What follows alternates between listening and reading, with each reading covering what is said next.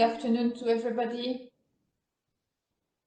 I hope that you are all back or welcome for the newcomers for this last session of PSCE conference. So the last topic of these 2 days are devoted to new space application for PPDR. The session will be chaired by one of our board members, Harold Linke, who will guide you through the different presentations. So thank you for your big attendance and for your participation to the discussion and to the session. So Harold, the floor is yours and you can start. Thank you. Okay. Thank you, Marie-Christine. So good afternoon and welcome to our last session of this virtual PSCE conference. So talking about new space application and future use cases for PPDR. So before we start this session, I would like to introduce briefly PSCE and the conference view, because there might be some newcomers. So PSCE is a network of practitioners, industry and researchers active in the public safety communication area. PSCE supports its members to exchange information on needs, new ideas, or technologies to improve safety. When you participated in the meeting this morning, we heard in the climate change session that there is a real need for information exchange from researchers on climate change to practitioners and industry to allow an early reaction to the challenges of the climate change. And this is what PSCE is for: exchange information as soon as possible, discuss needs, challenges, and find together solutions that help the public safety services to do their job most efficient and finally save lives. That was too fast. So we are doing this in conferences like this ones, where presenters from different organizations and background present their ideas and views. The virtual conference this time has the advantage that we can reach a much broader audience than with our normal physical conferences. But on the other side, we are all missing the meetings, the personal meetings and discussions that we have during the coffee breaks or at the dinner. So let's hope that next time we have a conference in person again. But PSCE is not doing only conferences. We are also doing much more. We're representing practitioners and public safety at near EU institutions at DG Home, DG Connect, and DG ECHO.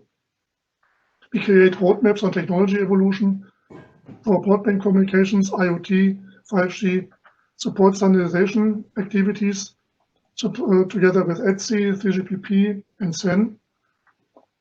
And we coordinate and participate in EU projects, creating new ideas and bringing together here practitioners, industry, and researchers again. And last but not least, PSCE also creates a lot of publications, white papers, newsletters, news and articles. You can find all this on our website.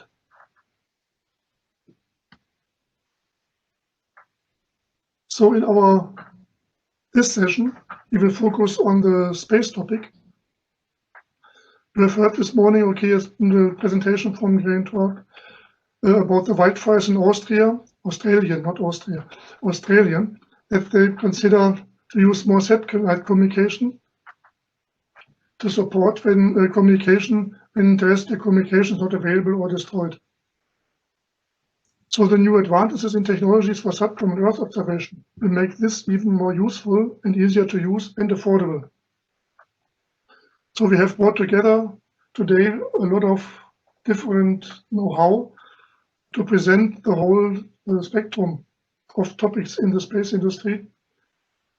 So first we start with ESA, with a description of the space system for safety and security, a new activity that was started by ESA. Then we will follow with a topic about improving mission-critical services for navigation services. The next topic is into how 5G and satellite communication can work together, and how satellite communication may be used for public safety. Next, we have a practical presentation about how emergency LU was used in different disaster areas. A presentation from research about how future developments of research operation could be used in PPDR. And last but not least, the results of an ESA study providing next generation satellites and universal IoT via satellite. So as it is a virtual webinar, we have some rules. So please switch off your video and mute your microphones. Please write your questions under the chat. And indicate to whom you would want to address them. And we are recording this session, and all the video and the presentation will be circulated after the event. So, but now let's start with the first topic.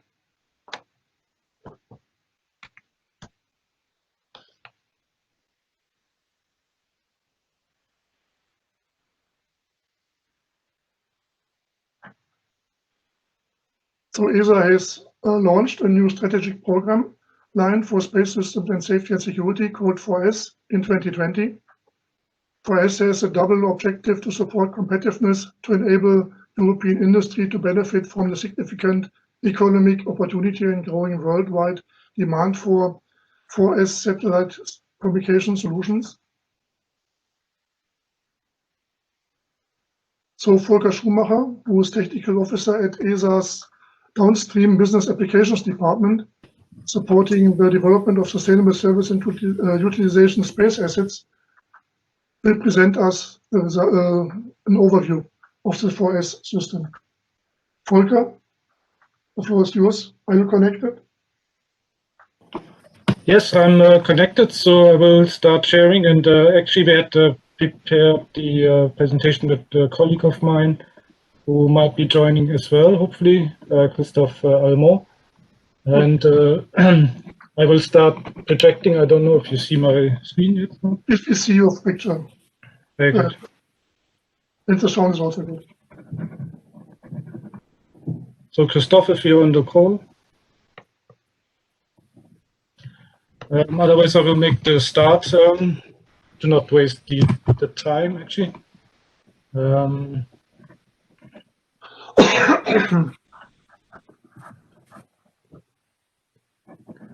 So let's see the video. Shall we use the video, Harold? Yes, would be nice if possible. If it's not disturbing. Okay, that's fine. If you have sufficient bandwidth. Yeah. So we'll start on the presentation. So what we will cover today is we will give a brief introduction of what ESA is. Obviously, we don't have much time, so just very briefly. Then we will look into the safety security 4S initiative launched by ESA.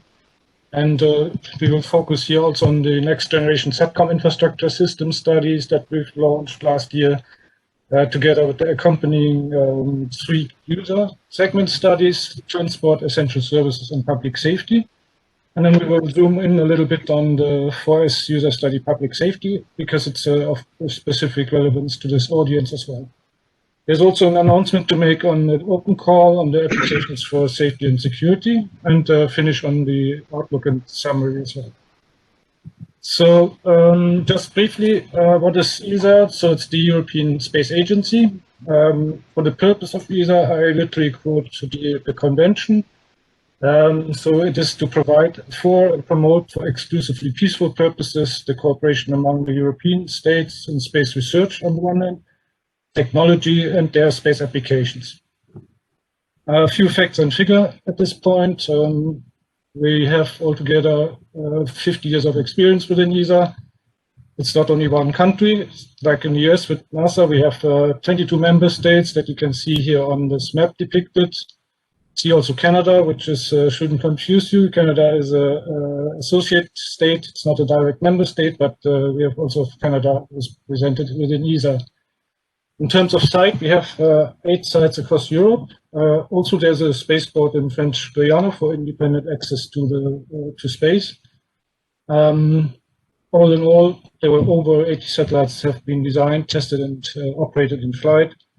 Many by ESA, but of course they are also operated in other places. But there's an operation center in ESA as well, which you can see here on the slide on the overview of what the areas covered by ESA are all squeezed into one slide here. I cannot go into too much detail, just to pick a few highlights. Space transportation, the access to space.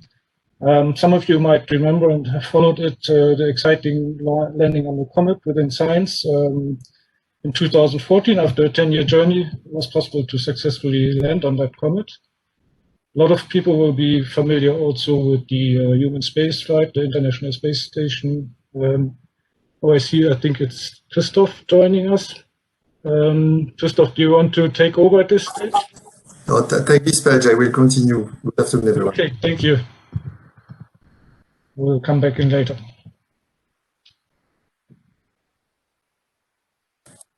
No, finish the presentation of this page. I think it's better. Okay. Yeah, okay. So just to highlight also the other areas a bit in this context, there's also in the middle you see Earth observation. So I think a very important contribution to addressing the needs of public safety stakeholders. Earth observation is the Sentinel constellation, Copernicus, which is monitoring the Earth 24/7.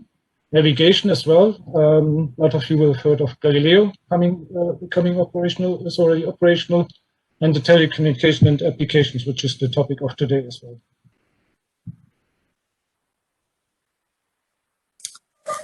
Yeah. So good afternoon, everyone. So Christophe Allemand from ESA. I will be very short. I'm in charge of this strategic space system for safety and security.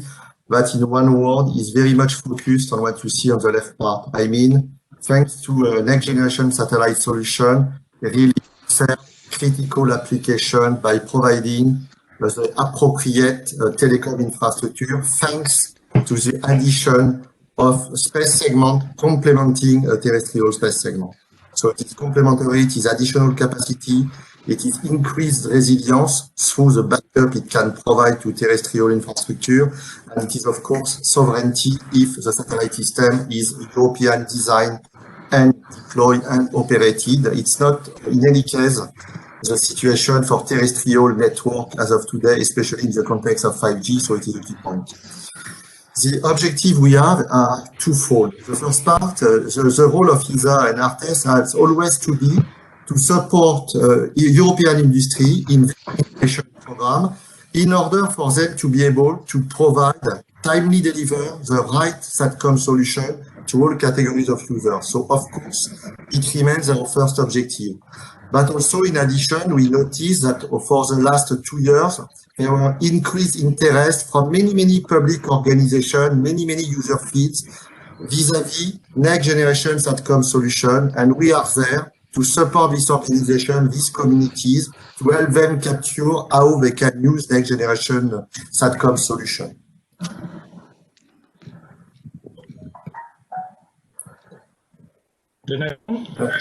Yeah, next one, please. Thank you. But I don't see it. Yeah, we don't see anymore the presentation. Volker, I don't see the presentation anymore.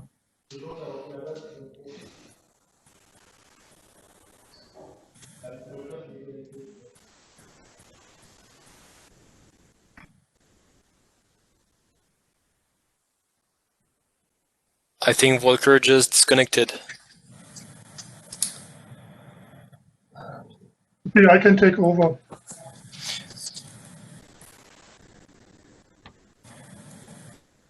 We have as a backup the presentation, so yeah.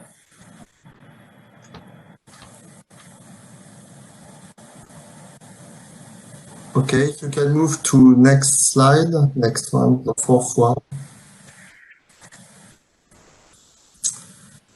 Thank you very much, Kelly. Do you hear me? Yes, it's okay? So sorry to everyone, technical problem. So actually, the first step of this, I would say, effort in the field of critical infrastructure, so 4S, is a next generation SATCOM study, which I announced at your conference last year in December, I think in Paris. And it was implemented in the right time. It's very important. We had a huge interest from the European industry. We selected two large consortium, one led by Eutelsat and the other one by Airbus, that are really working hard to deliver by end of February their vision of what next generation SATCOM solution should be and how it could be deployed in Europe.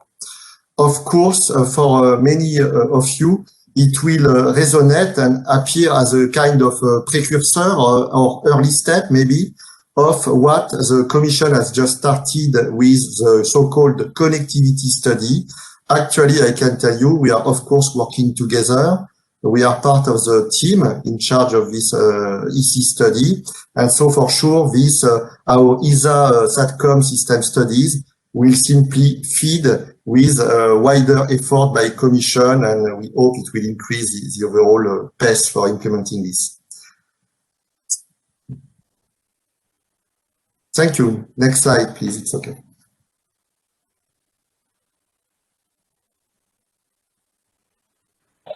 Hello. I think I got disconnected. Hello, can you hear me?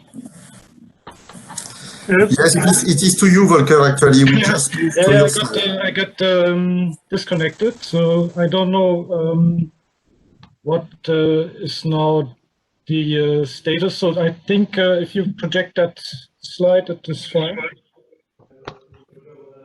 I can also project for myself.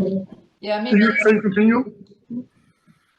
Yep. We have a problem at the moment here too. We have to put it full screen, presentation mode. Yeah, let's see. I'm a bit.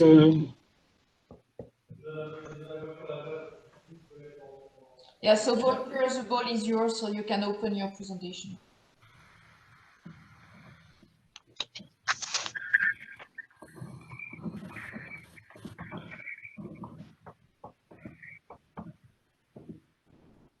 Yeah, this is where I got the technical problems.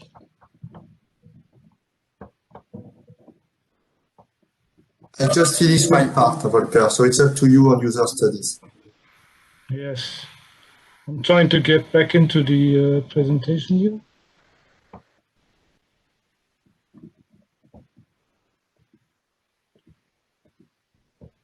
I just covered this slide. No, it's this one, right? Do you see the slides? Yes. Okay, I continue. Sorry about that. I was checked out.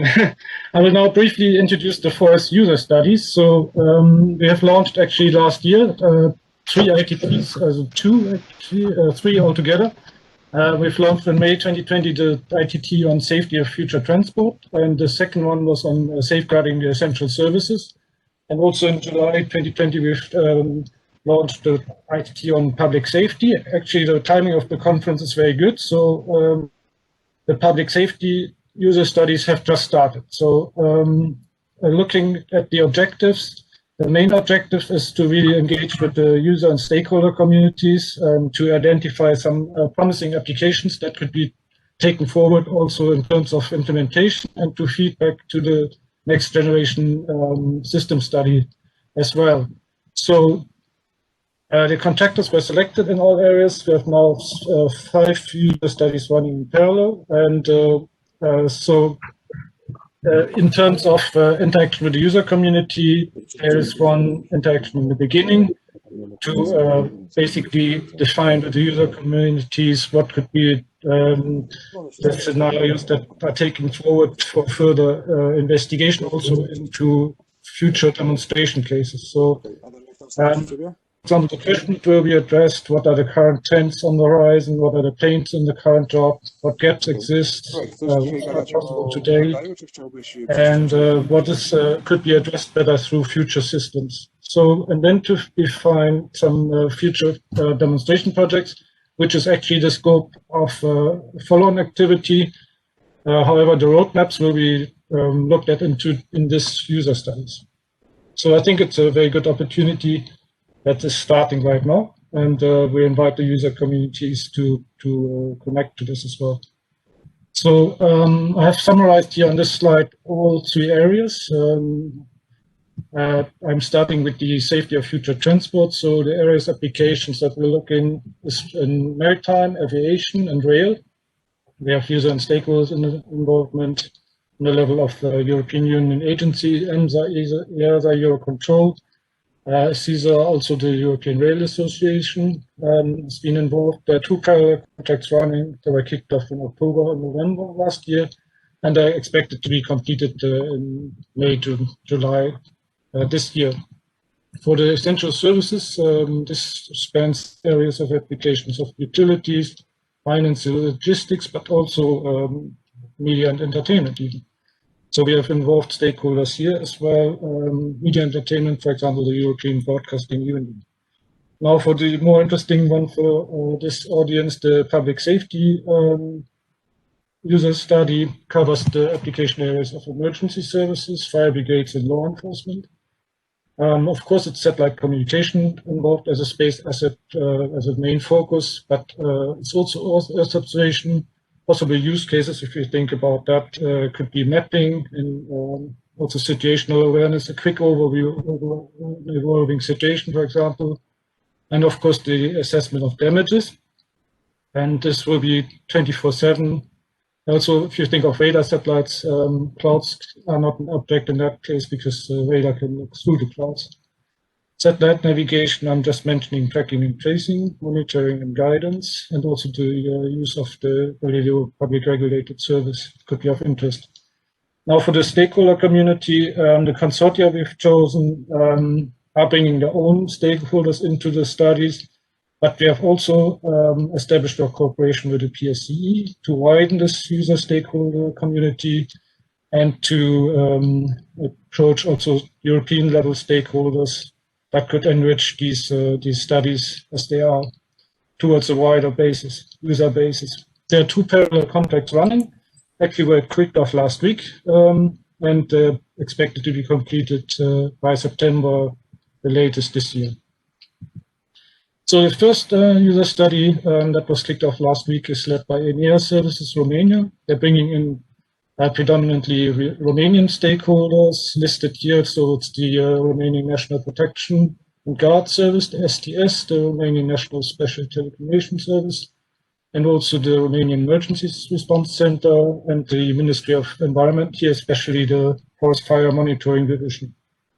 The initial user scenarios, they will be investigated as a core is the National Border Patrols and Remote Monitoring scenario and the National Disaster Emergency Responses, and also the National Forest Areas Monitoring. As I mentioned before on the previous slide, we have established a cooperation with the PSCE. So following this conference, we will define the best ways forward to make a connection to the PSCE network, and this will be our next task to do. The second user study is led by an Italian consortium, the Prime Arthur D. Little, the subcontractor, the DTA, Distretto Tecnologico Speciale. It's a network, and the stakeholders they are bringing in within the law enforcement, the Polizia di Stato, Emergency Services, Protezione Civile, and the fire brigades, the Corpo Nazionale dei Vigili del Fuoco. This will be the initial 3 user scenarios to be investigated. That list will be broadened and then also looked into in terms of selecting the most promising applications. Monitoring of ground areas during fire events with drones, the IoT connectivity for law enforcement operations, and the third one is the data communications in case of large emergency events in remote regions. Also for this study, we have established the cooperation with the PSCE and will be contacting stakeholders after the conference as the next step. So, but this is not everything.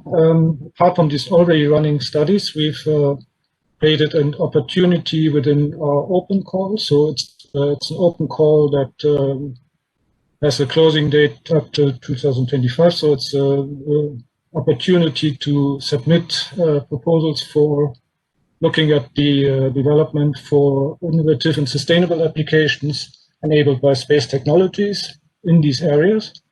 Although the primary focus is on secure SATCOM available today and for the next generation, we're also open to include other space assets, such as in the maritime area, the satellite AIS and the follow-on VDES, but also the air traffic control system ADSB, and also other signals from space.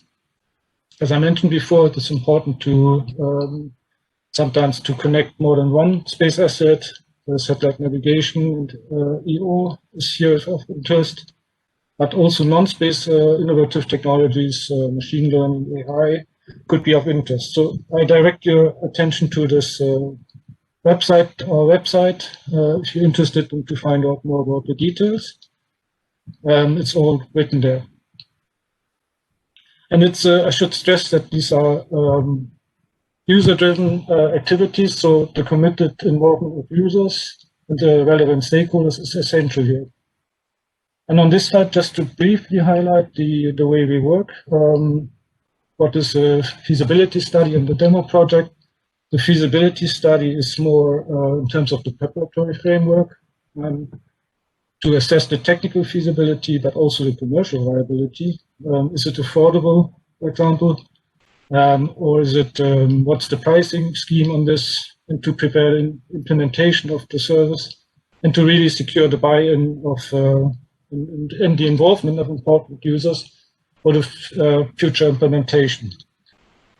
It is a risk-reducing exercise, and it will prepare the ground for the demo project. So typically running for 9 months, whereas the demo project can run up to 2 or 3 years even. And is meant to implement and perform pilot and pre-operational demonstration of the services defined, and always with the involvement of relevant users.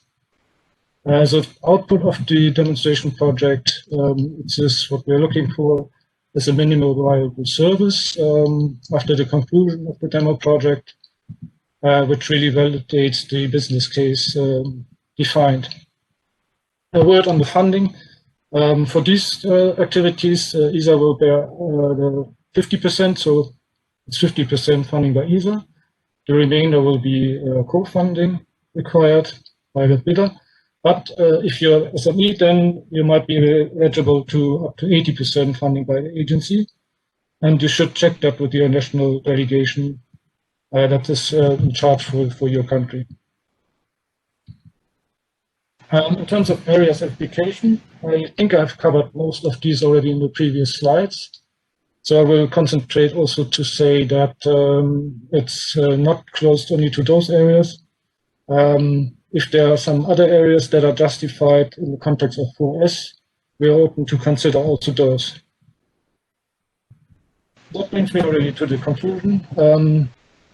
I think the first point to make here is that through the 4S plan, ESA is fully supporting the development of the most promising SATCOM services for institutional and public regulated user communities for today with the existing infrastructure, but also more interesting for tomorrow and the next generation SATCOM. And we are very committed also, and we see the public safety domain as a major user of this infrastructure, the SATCOM infrastructure, but also other space assets. So in synergy of what is being done with our colleagues from the European Commission and the Entrusted project, we have launched these user studies, and this will be a fantastic opportunity to really connect to these upstream parts, but also to make the link to the users themselves. So of course we do not want to stop there. We are welcoming further, still tighter cooperation with the user communities, and there will be some steps taken. So next one will be in March, the review of the ESA exploratory studies and also the contact within the framework of the user studies. So that, I thank you for your attention, and sorry for the technical issues, but we're ready to take your questions as well. Okay, thank you, Volker, for this interesting presentation. I think this is a very valuable initiative for bringing satellite communication more under the attention of the public safety services. And everybody who's interested in this topic, especially in the creating projects or having project ideas, you can contact Volker, or you can also contact PSCE. He will also help you in setting up such projects. I have one short question from a member from the Kosovo Emergency Management Agency. He asked, okay, that's very interesting, all the services, how can somebody from a non-member country access the services?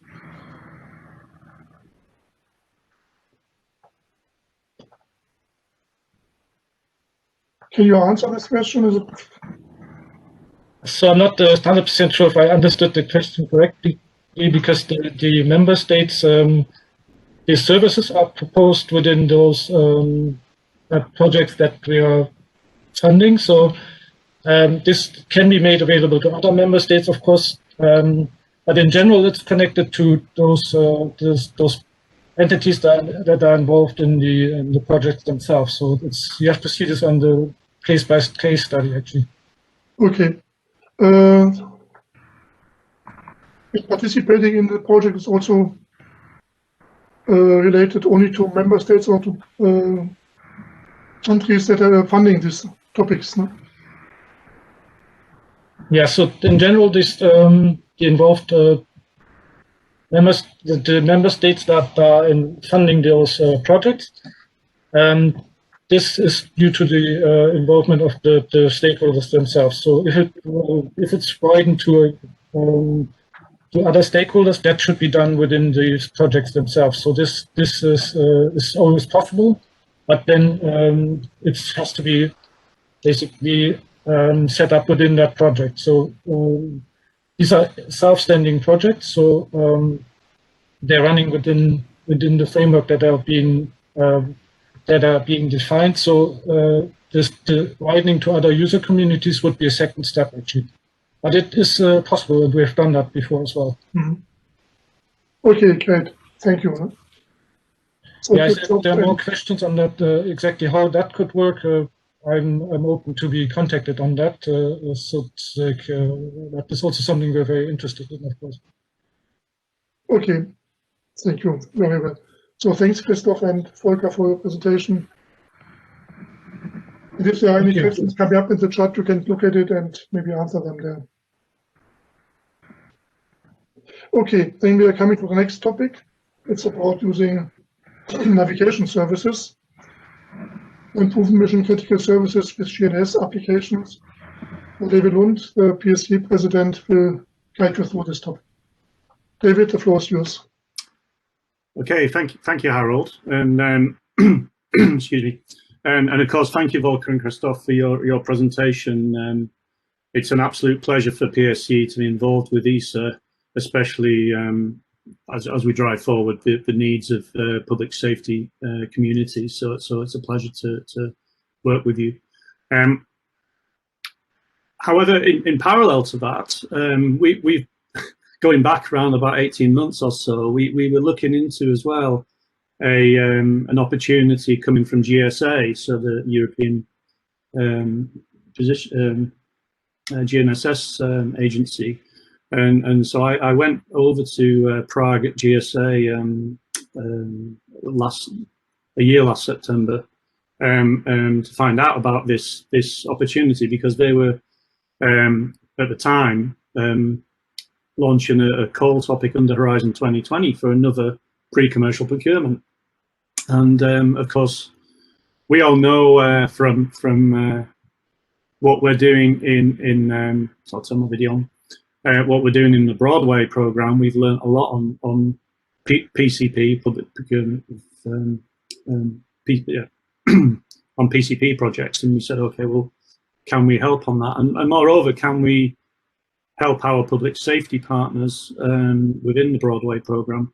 Can we help them to address some of these satellite applications? And so we wrote a proposal last year, and we received the news later in the year that we'd succeeded with GSA funding. And this project, Broadband Assessed, actually kicked off on the 1st of December. So it's kind of ironic, really, that we've been pushing in kind of in the same direction. So I see with what we're doing here and what the ESA projects will be doing, and of course the Entrusted project, there's a little bit of overlap on user needs, but actually that's not a bad thing, because we can synergize that, certainly coordinate that from PSCE perspective, being involved in both the ESA studies and in this. So I'd like to explain now what we're going to do in Broad GNSS, what the scope is. It's just begun, so you know, this will be a pretty high level. This is what the project is, presentation. So, yeah. So the goal as written is pre-commercial procurement of innovation to develop deployed eGNSS application synchronization monitoring of critical mobile broadband communication infrastructure and information assets for public PPDR, public safety. So we focus our goal here on adding value to what we're already doing in the Broadway program. So you know, it's very strategic in our sense, and certainly for our partners who are involved in Broadway, our public sector national procurers actually. So you know, we're strategically going in for a specific focus here. So the primary objective of the project really is it's a PCP project, which I'll explain how that works later if you don't know. So we're looking to time synchronization of future public safety mission critical wireless broadband networks, secure and highly accurate location and navigation information for public safety organizations, mission critical wireless communications equipment, secure and highly accurate time synchronization of public safety organizations, Internet of Public Safety Things. So we pick up on that phraseology there. And the next one, of course, we focus in on drones, fleet management. You know, we pick up on, I would say, example areas. So Internet of Public Safety Things is quite broad and generic, as you know. Drones, a bit more specific, but you know, we may find other application spaces where this is of interest. And so the goal of the project is to improve quality of time sync in public safety comms networks, and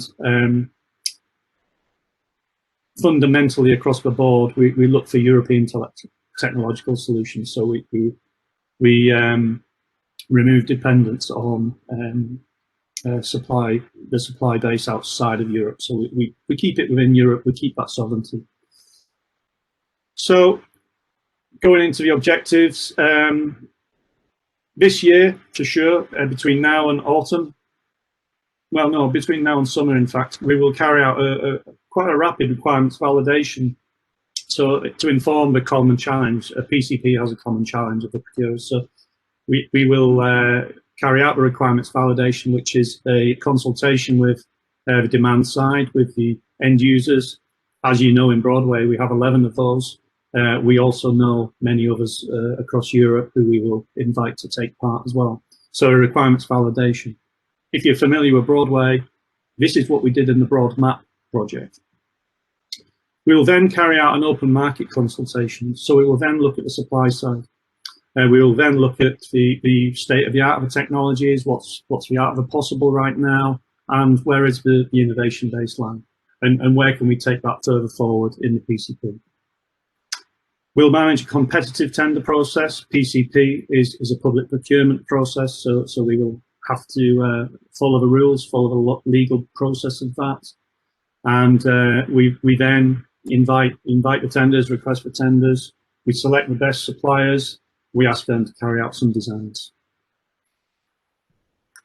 Once we've carried out the designs, we then ask them to compete again for the right to build prototypes from those designs.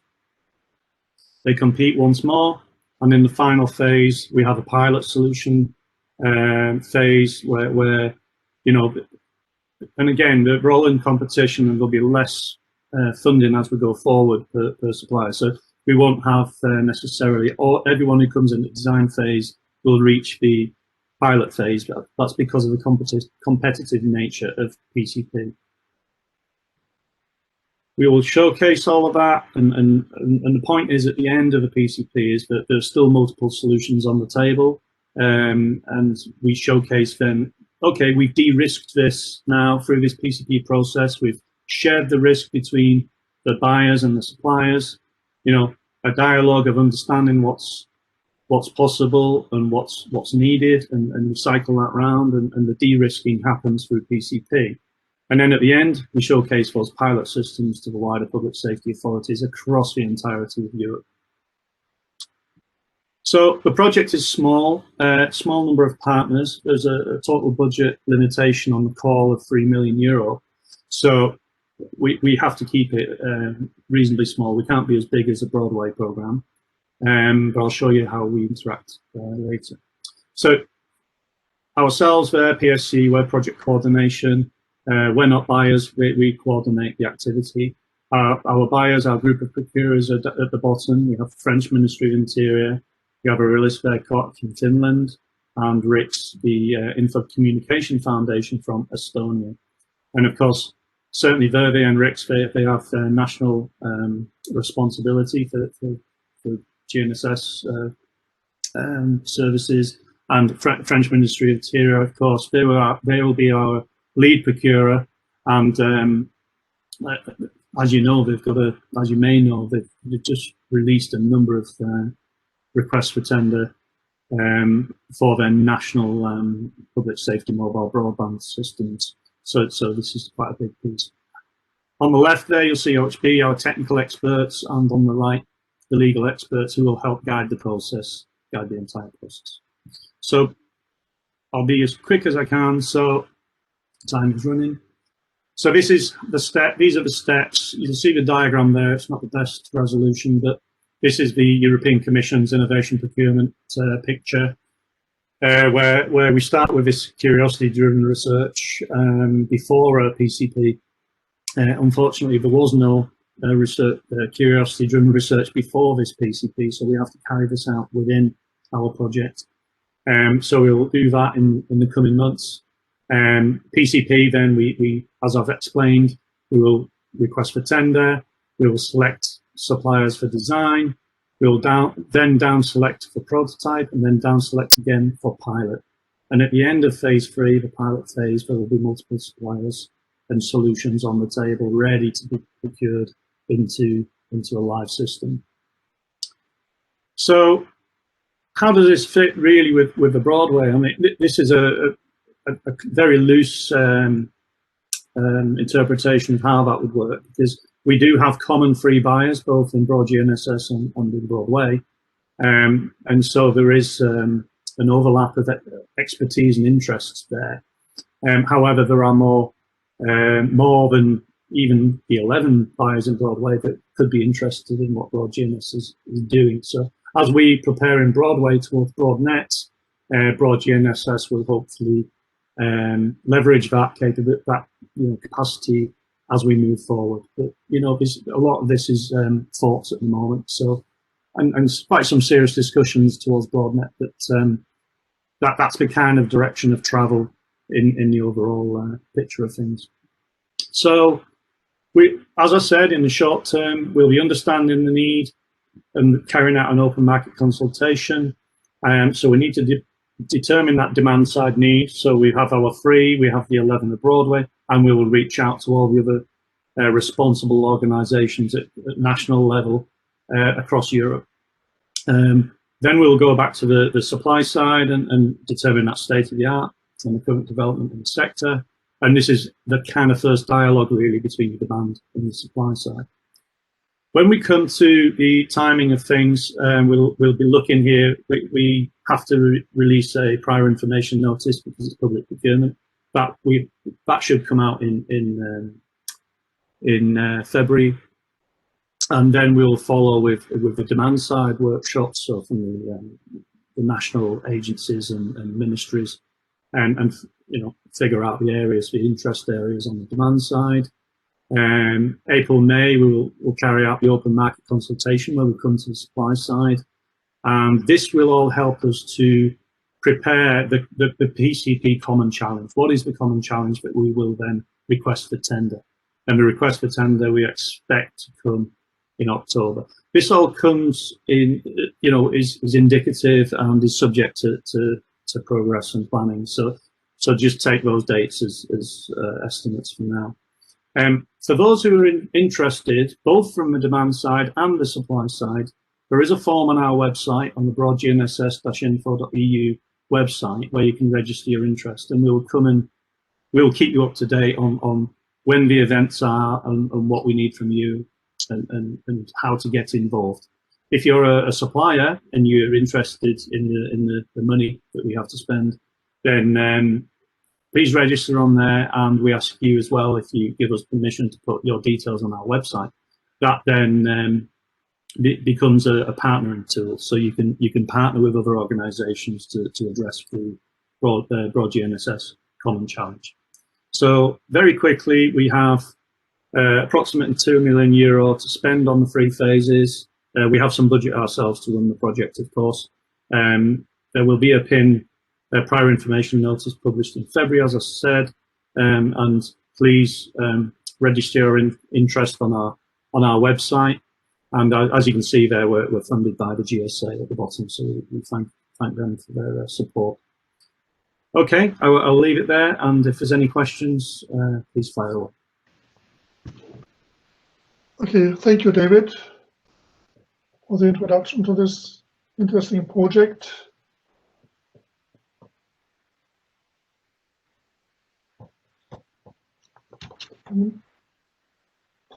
Are there any questions?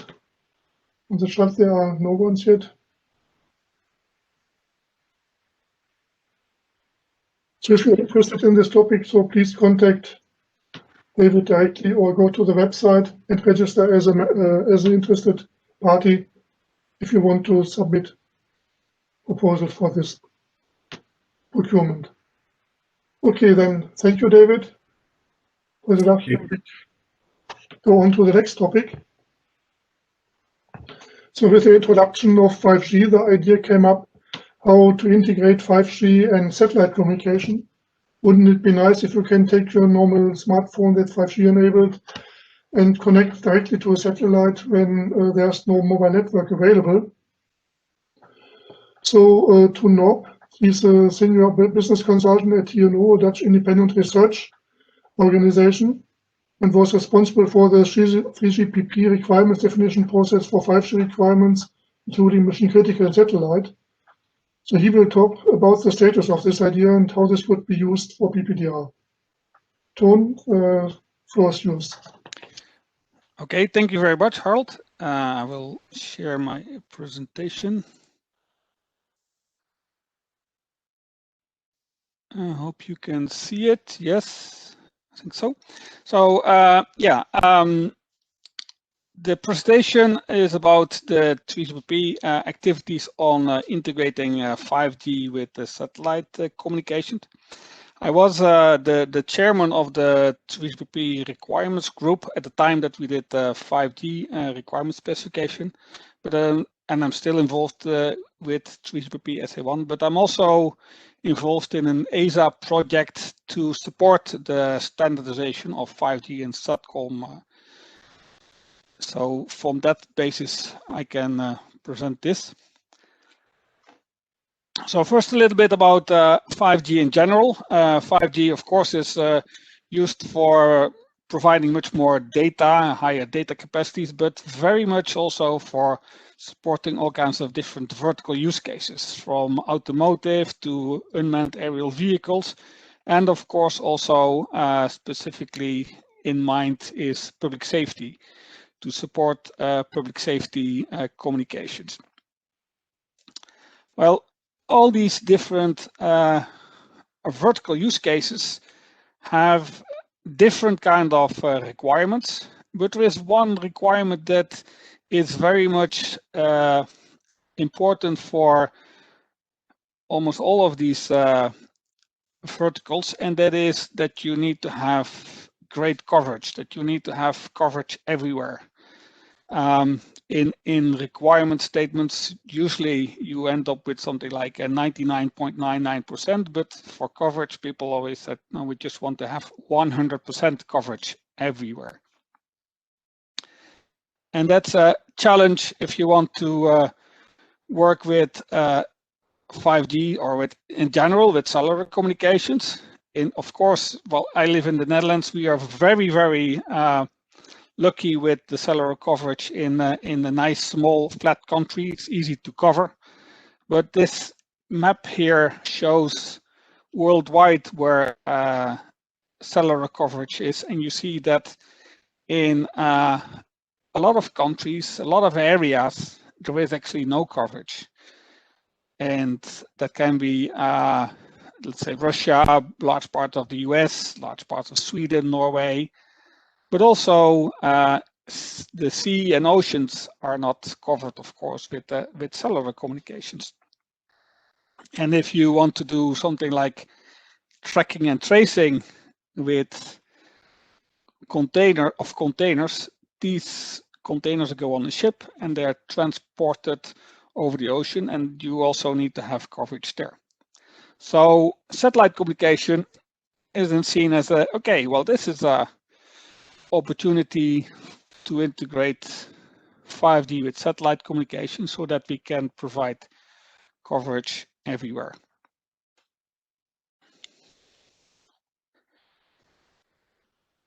If we then look what basically was the goal, and it was started off by the satellite industry, that they wanted to integrate more with 5G. The idea is to provide 5G radio access to satellite. So instead of having a separate satellite radio, use the 5G radio waveforms for satellite access. And that way you can much more easily integrate the user equipment of let's say of 5G with satellite communication, or the other way around. So what you should be able to do is to have one phone that both works with the cellular 5G network, but also with the satellite 5G network, or at least the chipsets should be the same. So single implementation. And maybe in some cases you will need to have a better antenna, say an antenna that you mount on a rooftop of a car, but basically it should be possible to just use the same phone for both cellular communication and for satellite communication. So you do not need to switch phones. And so that's from the industry. For the users, that's very useful. Operational, it makes a lot of difference if you don't have to switch between a satellite phone when you need when you go out in an area without cellular coverage, and then you have to switch to your normal phone if you're in cellular coverage. That is it's much better if you can use just one phone, but also for operators, there's the opportunity that they can provide services and provide these services everywhere. So this is taken up. It's the satellite industry that brought this to 3GPP, and 3GPP has taken this on board, and now you see also all kinds of other companies, the telecommunication vendors, the operators, they are now on board with this activity, and they're collaborating to make 5G and satellite communication integrated. So if you look at it from the public safety use cases, I see 4 different use cases. One, of course, is coverage extension. If you're in Sweden or Norway or Finland or in the UK or in Germany, there will be areas where, say, a mountain rescue or other kind of places in the outside of the cities, If you have to go there as public safety, you may not have cellular coverage, and then a satellite can help. If you're at sea, if you're, say, the Coast Guard, this is a Coast Guard ship for the Dutch Coast Guard, but other kinds of rescue also is possible on the sea.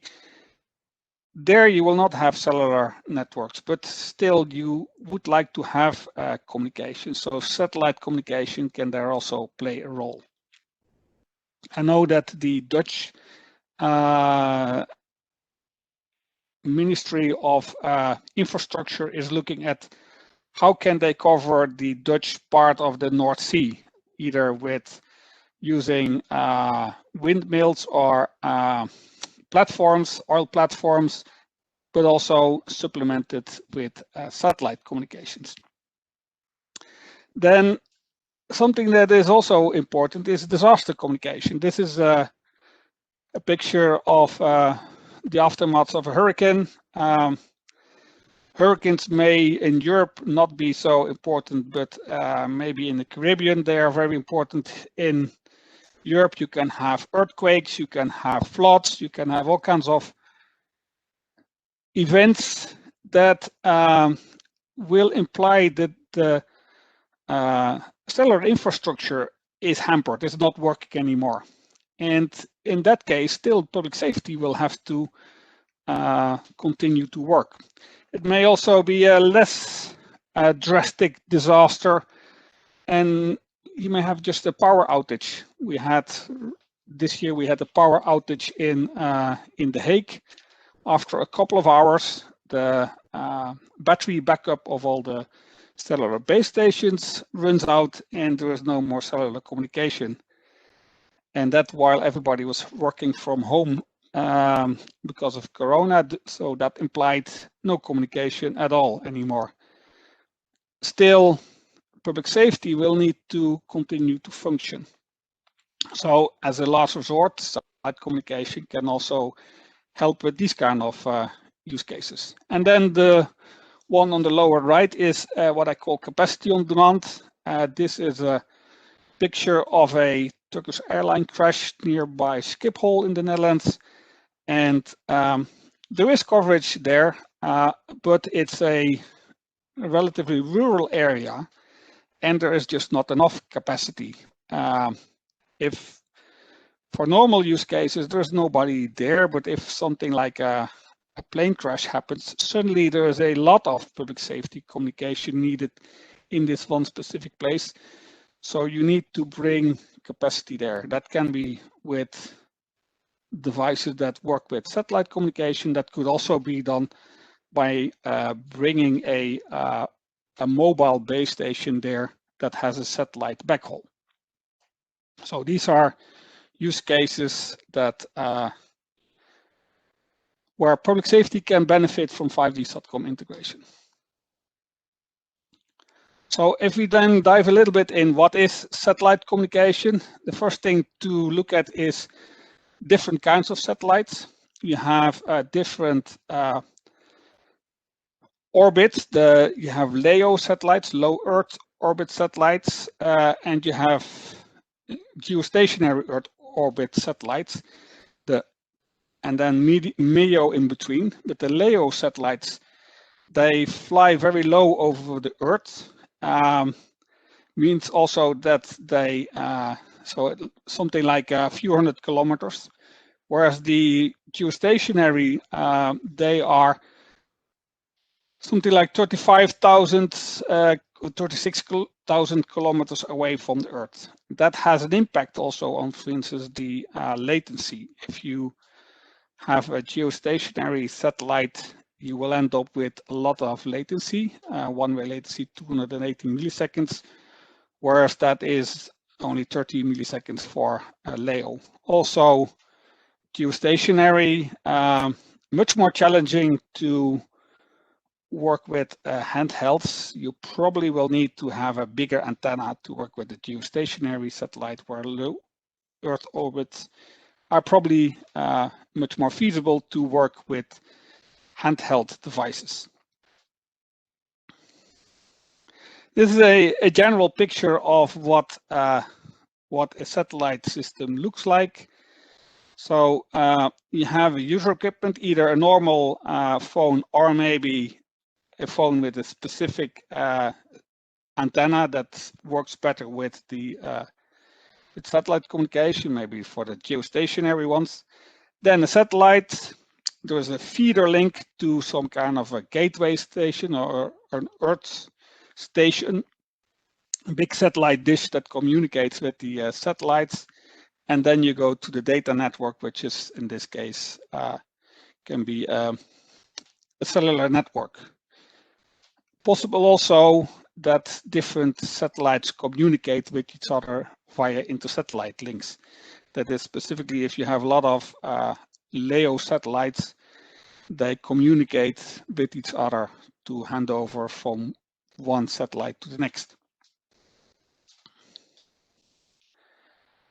There's different kind of scenarios that are possible. You can either have what we call a transparent-based satellite network.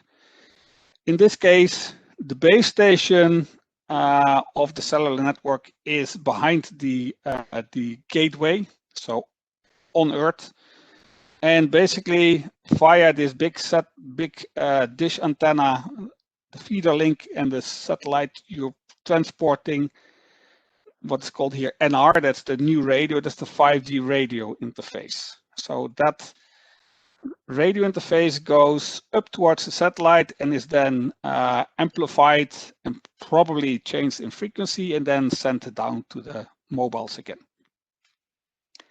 That's the kind of satellite scenario that we will have in the first phase of the 3GPP standards.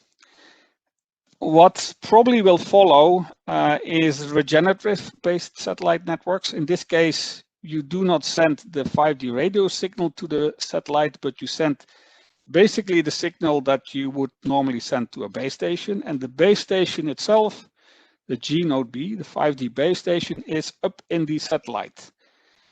And that satellite then transmits the 5G radio signal to the devices. And then what also is possible is to provide backhaul via satellite. So in this case, you have a normal base station on the ground, or it could be, for instance, a mobile base station on the back of a pickup truck. That base station is provided with backhaul communication via a satellite. So the link that the base station would normally get via optical connectivity, fiber optic connectivity, is now provided using a satellite link. And that provides possibilities to have deployable networks everywhere with satellite backhaul. This is the kind of performance requirements that we have been looking at. So it depends what kind of scenario, what kind of throughput you can get for handhelds with pedestrian. You can get something like a few megabits per second. Specifically for public safety, we have scenarios with 3.5 megabits per second and speeds up to 100 kilometers. For the normal pedestrians, the rates are a little bit lower, but there we have looked at at specific higher traffic densities. With public safety, that would be much lower. There's also a scenario of vehicle connectivity, and of course, this can also be used for, let's say, police cars or ambulances. And with a vehicle-mounted antenna, so a better antenna, you should be able to get up to 50 megabits per second downlink and 25 uplink. This is the kind of requirement scenarios that have been defined. There are also other scenarios, and for instance, there's also a scenario specifically for IoT connectivity, airplanes and stationary. So how do you then combine? Because the assumption is that the cellular network is provided by a cellular operator. And now we have to see how do you combine this with a satellite operator. One way would be to say that the cellular or the terrestrial operator has a core network and a terrestrial radio access network. So that's the norm. This kind of orangey side is the normal standard terrestrial network. And what you then can do is to provide separate satellite radio access network under the same core network. So with the same kind of mobile network identifiers, this is only a new access is added to the core network. It is possible that the satellite radio access network is shared amongst multiple of these networks. So multiple core networks could share one single radio access network. The other option is to provide a roaming scenario. So you have a subscription with either your terrestrial network operator or with your satellite operator. And if you, let's say, have a subscription with your terrestrial network and you want to use satellite, you just roam towards a satellite operator. The same way as you're roaming when you're in a different country. In this case, you roam to a satellite operator. So if we look at this, then of course there is very different kind of challenges. I'll show a few slides about the kind of challenges that we are solving in 3GPP. We have done various studies. Now the normative specification work is starting for release 17. And this has to describe solutions for all kinds of things like radio adaptation, even though the radio interface is kept the same. It's the same waveform, the same radio standard. Still, some things need to be changed because of, for instance, the much larger delay that you have with satellite communication. Much larger cells, so you have the propagation delay between a mobile on one side of a cell can be much different than somewhere in the middle of the cell. That's something that you have to take into account with timing alignment, etc. And Doppler effects, especially if you have a LEO satellite. The LEO satellite will fly over the Earth, so it's not fixed. Even if you are fixed, the satellite moves along and you will have Doppler shifts. That has to be taken into account. So these are a couple of examples of the kind of adaptations we want to make for satellite radio access.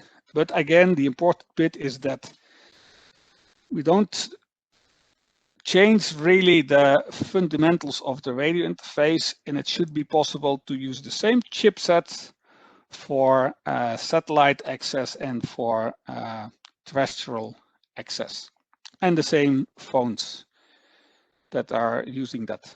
Maybe the antenna is different in some cases, but the rest remains the same. Mobility management is also something where we have to look at. With geostationaries, but mobility management in cellular communication works on the basis of cells. So you are in the coverage area of one base station, that's called a cell.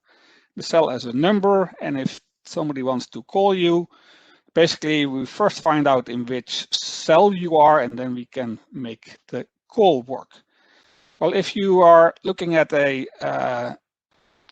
satellite network, you have either a geostationary satellite network, and that means that you have much larger areas that can cover the half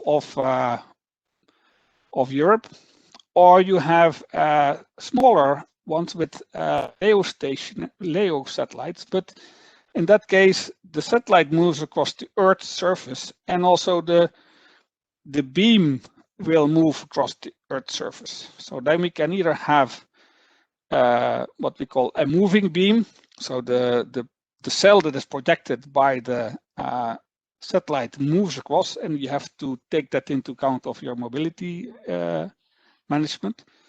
So that means that you have constant handovers from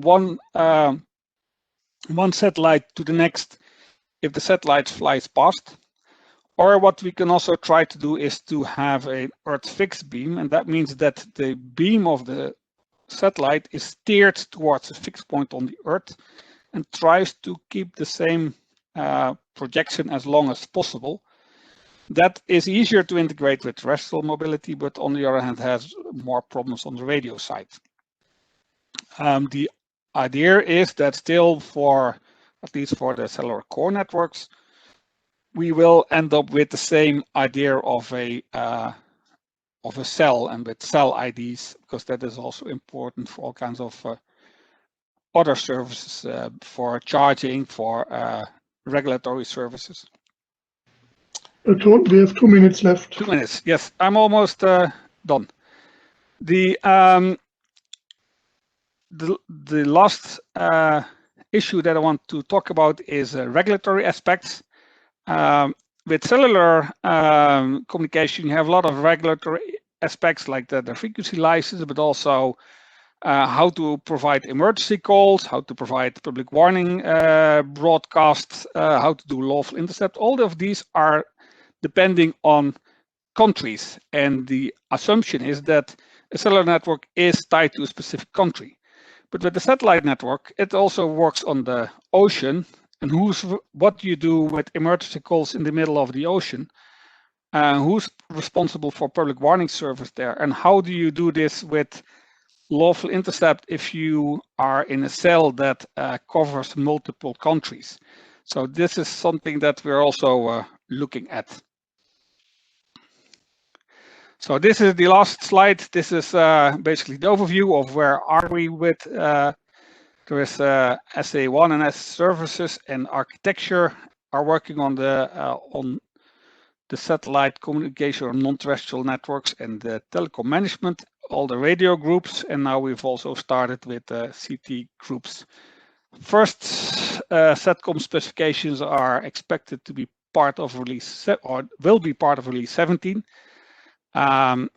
When these specifications are done, they are a bit delayed because of COVID-19, but we still expect that somewhere in 23, 24, these, let's say, networks based on release 17 can be deployed. So that concludes my presentation. Okay, thank you, Tom. It was very interesting presentation. I think there's a nice future to come if this is possible to use the same smartphone than 5G and then satellite connectivity. Okay, the problem will be still the antenna, but maybe we will find a solution for this too. Well, if it's a LEO network, then you should really be able to do this with the same antenna. For geostationary, you will probably need another antenna. Even with integrated antenna in a smartphone? Yes. So you should really be able to use your smartphone with LEO stationary, with LEO low Earth orbit. So there will be special smartphones that are satellite enabled and 5G enabled in parallel, and we can use them the same way in both networks. Yeah. Well, let's say the assumption is that if you have a high-end smartphone, it will work. Okay, that sounds fantastic. Yeah. And definitely, if you have a police car and you put an outdoor antenna on top of the police car, which you would also do for normal cellular communication, then it should be able to use the satellite network. Okay, great. Sounds good. Let's hope that it works in the time frame. And good luck with it. Okay, thank you. Are there any questions? I don't see any on the chat. Okay, if anything comes up, people can contact you directly. No? Yeah. So as I said, the presentations will be available after the conference. Okay, so let's So on to the next topic. Now we come to a practical presentation. So how is satellite communication used in practice in real disasters? So Jill Hoffman is the emergency relief coordinator at the Luxembourg Ministry of Foreign Affairs and has a wealth of experience acting as first responder in disaster areas with emergency relief. And he will explain us, okay, how emergency relief was used and how it will be used in the future. Jill, the floor is yours.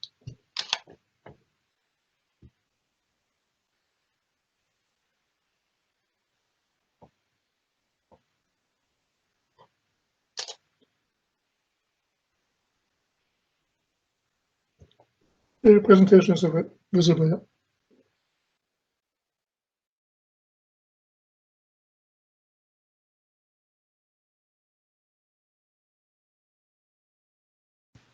But we do not hear you.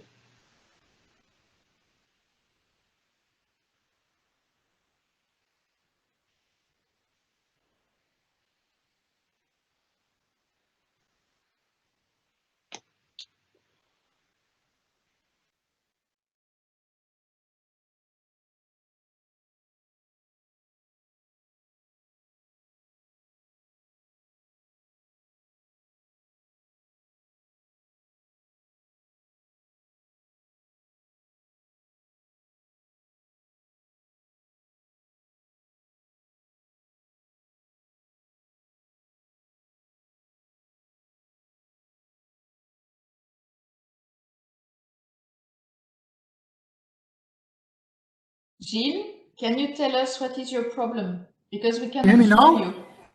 Yes. Can you hear me now? No, we can hear you, Yes. yeah. Okay, so I guess it was an issue with my headset. So I go without headset. That should work. Okay. We can hear you very well now. Just to apologize already now, I'm working from home as most of us, and unfortunately this morning somebody decided to demolish the building next to where I live, so sometimes it's a bit loud, but I guess that will work. So as Harold said, I work with the Ministry of Foreign Affairs in Luxembourg, and I'm in charge of emergency.lu. So I'm nowadays the emergency.lu coordinator, but I was also in the field for deployments, and we'll talk about some deployments during my presentation. But let me start to introduce you what emergency.lu basically is.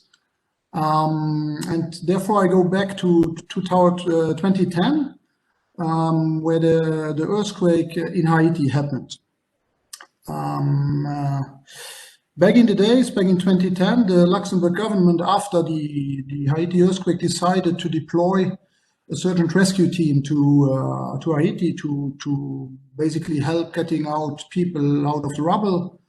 And when they came back, they reported that unfortunately there was a major lack of coordination of the humanitarian and rescue efforts due to lack of communication. And that comes a bit back to what we just heard before about some of the use cases which were presented by the speaker just before me. So we also look into basically 3 different use cases. So the first one is basically broken infrastructure, and that was clearly the case in Haiti. So due to the earthquake, everything was just down. So there was no communication anymore. And therefore there was a major issue in the coordination of the rescue efforts. So that was reported back by our team to the government. And back in the days, in 2010, in Luxembourg, the minister in charge of humanitarian action was also in charge of communication. So he has both ministries. And then he decided basically that Luxembourg should do something within their humanitarian action efforts to improve communication in disaster settings. And we created basically emergency.lu, which is, as you see on the slide, was designed as a mobile satellite-based telecommunication platform, initially to respond to natural disasters. Today it's a bit different, and I will come to that. But the focus of my presentation will not be so much the technology, because basically the satellite technology we have been using and we still use was not really something new. I mean, we heard a lot today already about new developments, research, new ideas, very new technology. But basically, for Emerge.lu, the technology as such was not really new, but the concept we set up, the program, I guess made the difference. So we developed a solution as a public-private partnership. I will come back to that. So we involved the private sector with different companies in Luxembourg. We worked together with the World Food Programme and the Emergency Telecoms Cluster to really also get the practitioners in and hear about the real needs in the field. And last but not least, but I guess also important, the program is basically offered by Luxembourg for free to the humanitarian organizations. So they will not have to pay for the service, which is of course also, I mean, an important point. So it's part of our development cooperation and humanitarian action program. Here is already one of the main, I guess, best practices of the program, and also, I guess, why it really works till now and since 2012, where we had the first deployment. So from the beginning, we tried to develop what we call an end-to-end solution or an end-to-end service, or how you want to call it. Because as I said, I mean, the satellite infrastructure, and we use at the moment still geo satellites, so that was all existing. I mean, there was satellites in the sky, there was also antennas and so on and so forth. So nothing new there. But there was nobody actually offering the service as an end-to-end service for humanitarian and disaster response operations. So on our side, Emerge.lu includes the logistics, transport to the disaster area with equipment which is also specially designed to be quick deployable and transportable in an easy way. The satellite infrastructure as such, so the satellite capacity in the sky, if I can say so. Then, of course, the equipment we need on the ground in the disaster area to get the signal down from the satellite and down services. Now it's really loud here. Just stop for one moment until they stop drilling. And the services on top of that. But the whole solution also comes with staff, so people who deploy the solution, training, preparedness, support, maintenance of the equipment. So it's all in all an end-to-end service where the users in the end can just use the service, but they don't have to take care about transport, installation, and so on. As I said, we set up the program as a public-private partnership, so funded by the government of Luxembourg, together with High-Tech Luxembourg, SES as a satellite provider, Luxembourg Air Ambulance, and DB Schenker, who are our logistical partners, and then the Corps Grand Ducal Incendie Secure, so that's the Luxembourg Fire and Rescue Corps, the civil protection basically, who provide the staff to deploy the solution in the field. And then, of course, we are working with the Emergency Telecoms Cluster and some major UN agencies during the development phase, but also during operations, because we as Luxembourg could not just, run into an emergency and deploy services there. It's always done in coordination with the major humanitarian organizations. So that's the UN side, but then also on the European side, we are part of the European Civil Protection Corps, module of that core, so deployable also for the European Union. We work with some other European civil protection agencies like the MSB from Sweden, THW, and so on. This is just a picture to illustrate that. I mean, often people show logos on slides, but I think this is quite a nice picture, which was in Mali during the Ebola response in Mali. Just as an illustration of partnership, because besides, I guess, the end-to-end solution, as I explained, the partnership is the second major pillar for success of Emerge.lu. And now, as the title of the presentation said, I will just quickly run through some operations. This is just a map of where we have been responding with the red ones, active deployments. We have currently people in Sudan deploying three terminals for the Tigray crisis. But I would just like to focus on three emergencies to illustrate what has been done. And unfortunately, yeah, we don't have too much time, so I can't go into details. But I just chose three emergencies of different context, and also three emergencies where I was personally deployed. So it's not the most recent ones, but it's some major emergencies we have been responding and where I was also involved. So the first was back in 2013, the typhoon in the Philippines, which was really a major disaster and destroyed major parts of the Philippines. You see some numbers here which are not so super important, but you can imagine what happens with wind speeds of more than 300 kilometers an hour. So basically the local infrastructure was destroyed, so there was no communication means. So this is just two pictures of the deployment. We deployed 5 terminals in total. You see this balloon, which is basically, I mean, you might not all know about this balloon, but it's basically a 2.4 meter satellite dish, which is inflated. So that's one of the advantages of this antenna is, of course, that you can just get the air out of the balloon, and then you can fold it and pack it in small boxes. So you can have a big 2.4 meter antenna for geostationary satellites in small boxes.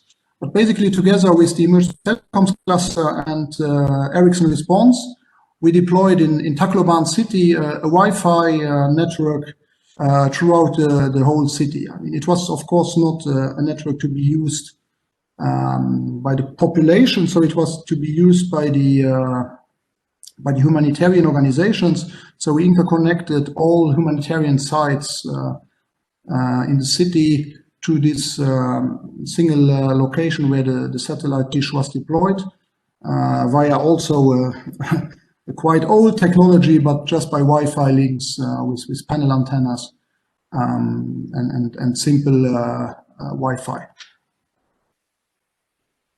As I said, I mean, the solution has been adjusted to the field needs, and of course there were challenges in Tacloban. I mean, one was the transport, so even the airport was destroyed, so it was very difficult to transport the equipment, where the quite small equipment came in handy again. And then also, of course, the conditions of living there also for our staff was quite hard. So basically there was nothing left, and also the climate situation was very hot, so not very easy for the personnel. A second deployment was the first deployment basically of emergency.lu was in a different context. And I said the use cases, one is the broken infrastructure due to an emergency, or like an earthquake or storm. The second one is if we deploy somewhere where there is basically no infrastructure, like in South Sudan. And there we deployed in 2012 several sites also to enable UN agencies to operate in South Sudan after the civil war, which was a completely different context. Here the challenges were a bit different. I mean, it was mainly security, again, for the personnel deploying the solution. So you need to be trained to operate in areas where the security is not like in our areas here in Europe. But also, again, the transport. So you could just go from site to site by small aircrafts or helicopters where you had to use quite small equipment. And then just about a third deployment in again, a different context. And here the use case was basically that there was local infrastructure available in this in the countries affected by the Ebola crisis in West Africa. However, due to the major influx of humanitarian organizations to those areas, the infrastructure was just overstretched. So there was not enough bandwidth available, and therefore also a need for satellite communication tools to support the operations. And here, I mean, in COVID times, you can imagine that the challenges were again a bit different. I mean, it was also quite a remote area in some of the areas in West Africa, basically in the middle of nowhere. But of course, there was also issues due to the Ebola disease as such. I mean, if we talk about COVID today, which is quite a severe issue. However, I mean, Ebola, when you get Ebola, then you most probably know that you will die. So the Ebola disease as such was still a bit of a different story, which of course made it not very easy to operate in the area. So that was a different context again related to a pandemic or to a disease, an outbreak of a virus disease in Africa at that time. So that was very briefly what we have done with Emergency.lu. Again, for me, the major points for the success of Emergency.lu is first of all the end-to-end solution. I mean, everybody can just deploy a satellite antenna or buy some satellite capacity, but it's a bit more. You really need the people deploying it, you need the infrastructure, you need the support, you need trained personnel, and so on and so forth. The second one is clearly the partnership between governmental organization, between private companies, and also between and together with international organizations. So that's what I wanted to present very briefly. I mean, I could talk much longer about different missions, but we don't have the time. So if there is questions, those can still be answered. Okay, thank you, Jill, for this nice presentation, giving some practical feedback, okay, where satellite can be used and what are the challenges behind it. And sometimes it's not the technical challenge and more the organizational ones that are more important. As you said, okay, everybody can deploy the technology, but if it really then what is needed around it is sometimes much more important to make it work and make it useful for the practitioners. Exactly, and I think that's something when talking about emergency response, something we always should keep in mind. Okay, I hope that the building is still standing after the works. It sounds incredible behind you. Yeah, it's like an earthquake basically. So they are drilling next to me, but unfortunately, I couldn't run away. Okay, no, but I think it was understandable. Just said, okay. So thank you. Are there any questions? Okay, if not, then thank you. So then we can, a short question from my side, Harold. Yes. So thank you for the brilliant presentation, and all what we need is coverage. Is your system organized about the ERCC in Brussels, or if we need it, is it directly ordered by the Luxembourg organization, or can this always used for an exercise? Yeah, I mean, we have basically global coverage, and Brussels is covered as well. So we are using 3 at the moment. That will change, but we will still have global coverage. At the moment, we are using 3 different satellites in C-band, basically covering the globe with 3 big beams. And we have like always on capacity, which is always available. So for exercise and so on, no problem. If there is major operations, we usually extend the capacity to have more capacity available, but also to be able to quickly respond. We always need some capacity which is always available. And that's also why, and you saw on the map that we have deployed quite some longer term missions in Africa. That's also to use this when there is no natural disaster, basically. Okay, sounds good. Thank you. And if we need your service maybe for training, I feel free to send you a mail. Thanks. Yeah, feel free. Yeah, great. Okay, great. Thank you. Okay, so we then come to the next topic. This is about Earth observation. I hope Monica is online now, because she had some technical problems. Monica?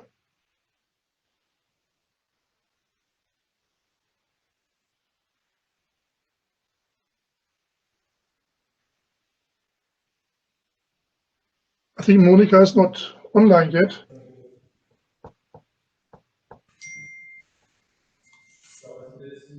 Yes, so Do you know anything from her? no, I suggest that we move to We take the Simon. next. Yeah. Yes, and then we try to solve it with Monica. Okay, there seems to be a technical issue with. Can you hear me right now? Yeah, no, we can hear you. Yeah. Yes. Okay, yes. I have 2 connections. Okay, good. No, then we come to you. So, Kate, so Earth observation. So the next topic is the future developments of Earth operation and the potential for PPDR. Because of the bandwidth, I think it's better if you present it. Yeah. Just a moment.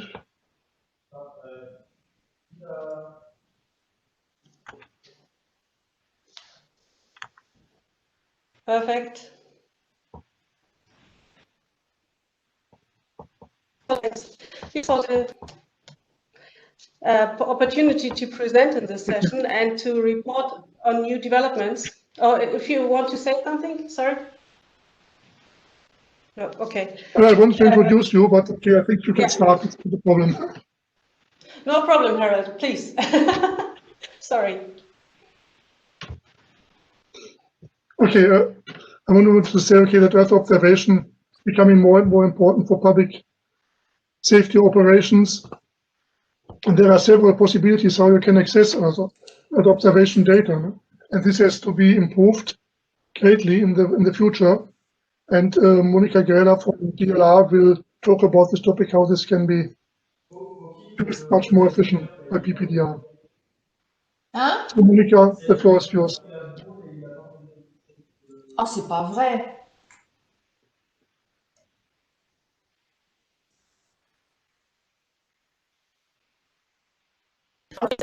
Opportunity to present in this session and to report on the new developments in the field of Earth observation and hopefully the benefits for.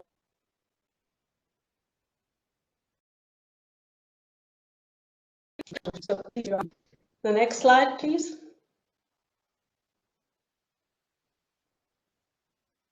Monica, we lost you again.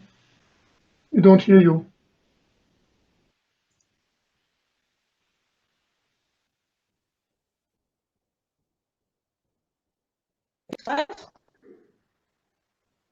I'm very sorry, but the connection with the wind was so. If it's possible that Nina makes a presentation, she is online. But I don't know who's the presenter right online, now. but I have never seen the slide, so yeah.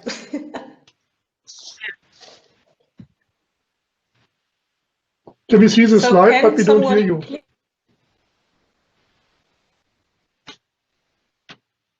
Yes, we can click on pass the slide, but we lose you. Okay.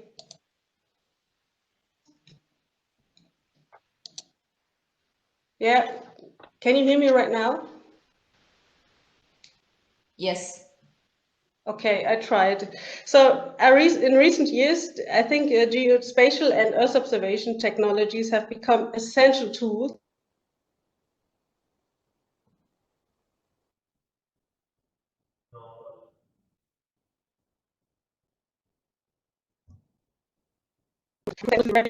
natural disasters, civil security, and in the context of humanitarian relief. So next slide, please.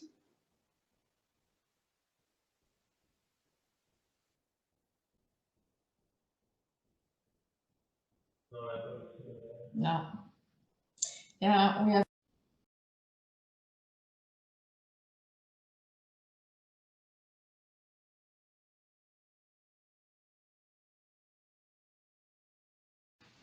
I'm sorry, Monica, but it's breaking up. Yeah. We don't hear you. We hear you 2 seconds and then it's away again. Maybe we should first switch to Simon. Yeah, please. So, Yeah, we can. Yes, we can switch to Simon and come back. Yeah, and test it with the team. Okay, thank you. Sorry for that.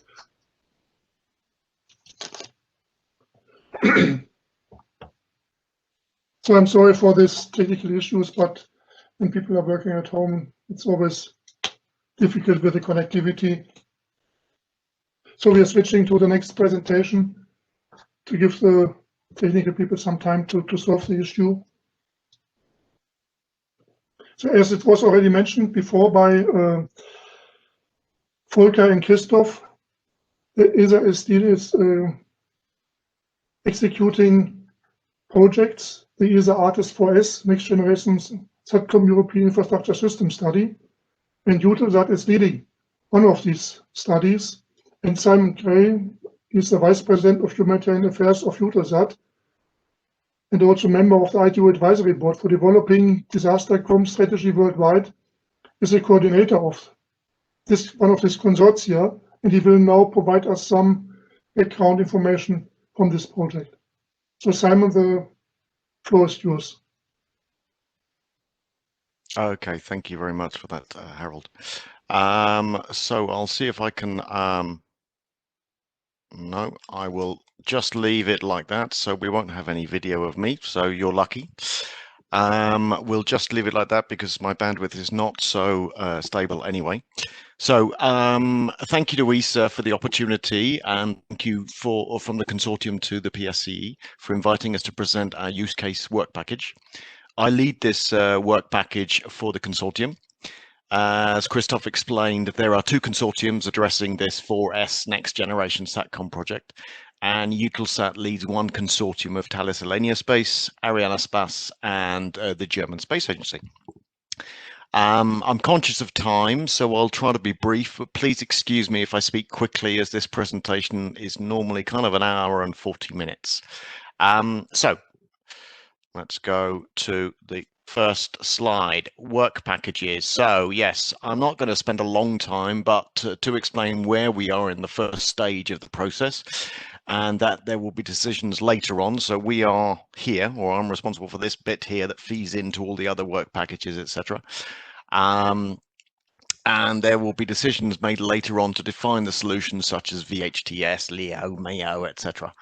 Our methodology was a top-down approach to each use case with high-level research, which was then combined with a bottom-up approach of interviews with user groups and hard-won experience of, what shall we say, 40 years with Eutelsat. Okay, and the next slide is interviews. We conducted 15 interviews, or plus 15 interviews, with 15 different entities, including a follow-up questioning. The interviewees, you can see, were chosen so they could help us with multiple use cases. They were including regulators, service providers, users, UN bodies, and Eutelsat's 40 years of experience in the business. We'll just go down now. As you can imagine, there were a huge amount of use cases that we could examine, but there was only a time frame of 4.5 weeks. So we only had 4.5 weeks to actually investigate the use cases and report back to ESA. So we had to reduce to a manageable number to allow us to conduct these studies to any depth. We also wanted to concentrate on the governmental safety and security element, which of the brief of ESA. So that is why there are some studies which are not dimensional, but critical to EU development. There are, of course, some huge dimensioning use cases, such as reducing the digital divide or global connectivity for drones, and I mean HD video streaming for drones, which due to their huge capacity demands can drive a solution. So those are the use cases. We did actually study another 10 use cases, which I will discuss in brief at a later point. Obviously, we're talking about huge amounts of questions across whole sections. So we had 28 individual questions, so you can imagine how big the Excel spreadsheets were. Questions such as price of terminal, daily consumption, forward and return speeds. And we put all of these kind of 28 separate requirements into 7 categories. Here you can see the 7 categories. So I don't think I need to explain capacity. That's fairly easy. Coverage, again, that includes the poles as well. If I speak of global, it includes the poles. Criticality, security, flexibility. Criticality for me is mainly to do with EU strategic autonomy. Latency is crucial for a number of use cases and will become more critical as user experience from 2025 to 2030, as they will have less tolerance for longer latencies. I think we can all imagine asking a Generation Y to wait for a dial-up modem. It's never going to happen. Okay, so the last category there is terminal constraints. So the next slide is, right. Complicated slide. These are the use cases. I'm only looking at the use cases relevant to PSCE members. So to describe this slide, you have 2 use cases, one on the left, one on the right. And here you have universal service or reducing digital divide for all consumers.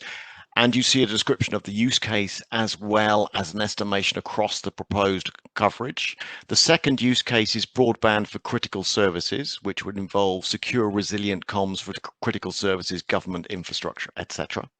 So jump into the first use case. You can see at the top here the estimated kind of capacity that will be required across that coverage. So for the universal service, we estimate by 2030 there will still be 1.5% of European homes that will not have indoor broadband internet. At the moment now, it's more than 5 million homes. The Broadband Commission for 2020 report recommends for countries not to get locked into technology silos, not to get locked into one technology. Now the satellite industry with VHTS 2.0 and possibly future LEO solutions can supply competitive, universal and immediate data solutions. Any national or regional resilient broadband plan must include multiple technologies. So 5G will obviously be part of the solution, but it will not be the whole solution. For example, I'd like to example the following 3 metrics. Metric 1, indoor coverage for 4G and 5G is between 50 to 60%, but unfortunately most heavy data downloads happen indoors. Most population coverage figures are for external coverage only. So does that mean that the 99.9 or 7% we see from our network operators could be as low as 49% of the population for indoor coverage? Metric 2. 5G network topology requires a dense distribution of masks and dedicated fiber to each mast. This means huge capex and also lots of civil work, such as digging up the roads. In fact, only 28% of mobile network operators believe it will be profitable. I'll say that again so we all get it. In fact, only 28% of mobile network operators believe 5G will be profitable. This unprofitability and huge civil works is going to introduce a delay to the deployment of this 5G network, and so delaying the reduction of digital divide. Can we afford this delay in the age of COVID? I think not. The consumption profiles of mobile and fixed line customers are very different. For example, an average monthly conscription for mobile is 2.9 gigabytes, yet for a fixed line is around 240 gigabytes a month. How is the mobile world going to deal with this increase of nearly a factor of 10? The satellite industry has only been making satellites for consumer data since possibly 2008. And look how far we've come. With a VHTS with a modern VSAT system is now the most reliable form of connectivity measured by the FCC in the US for the last 5 years running. Eutelsat is bringing this VSAT technology to Europe with its new Connect satellite. Eutelsat has satellite availability across the fleet of between 8 nines, so 99.999999 to 100%. Do you know of any other technology that has that kind of availability? We've also, as an industry, reduced complexity to self-installation terminals, so no costly engineers and barrier to ownership. We've got small, more powerful, less expensive terminals have come down in price from, say, I don't know, 5,000 euros 10 years ago to $250 today. And that is for a terminal that can do 20 megabits per second uplink and 100 megabits per second downlink. Broadband Commission 2020 report estimates that among the highest regions of human development, which includes Europe, there is only 28% of us on a broadband fixed line. Okay, so in short, we've got a long way to go. And to get there in any meaningful time frame, such as 2025, we now have to include satellite in regional broadband plan. I'd like to give you an example story. I was requested, or Eutelsat was requested by the EU to deploy an election monitoring network for Ukraine in 2011. We were asked to deploy 12,000 systems, so I managed all of that deployment, and we did it within 6 weeks. 12,000 systems, 6 weeks for a country bigger than France. So do we want to talk about connecting France in a matter of weeks now instead of 15 to 20 years? I think that's the difference we need to know now or to understand of deployment with satellite to other technologies. It's incredibly fast. Satellite cannot supply 100% connectivity, but it can supply 10, 20, 30%, depending on the country. This use case coverage is Europe and its border MENA regions. Okay, next use case, broadband for critical services.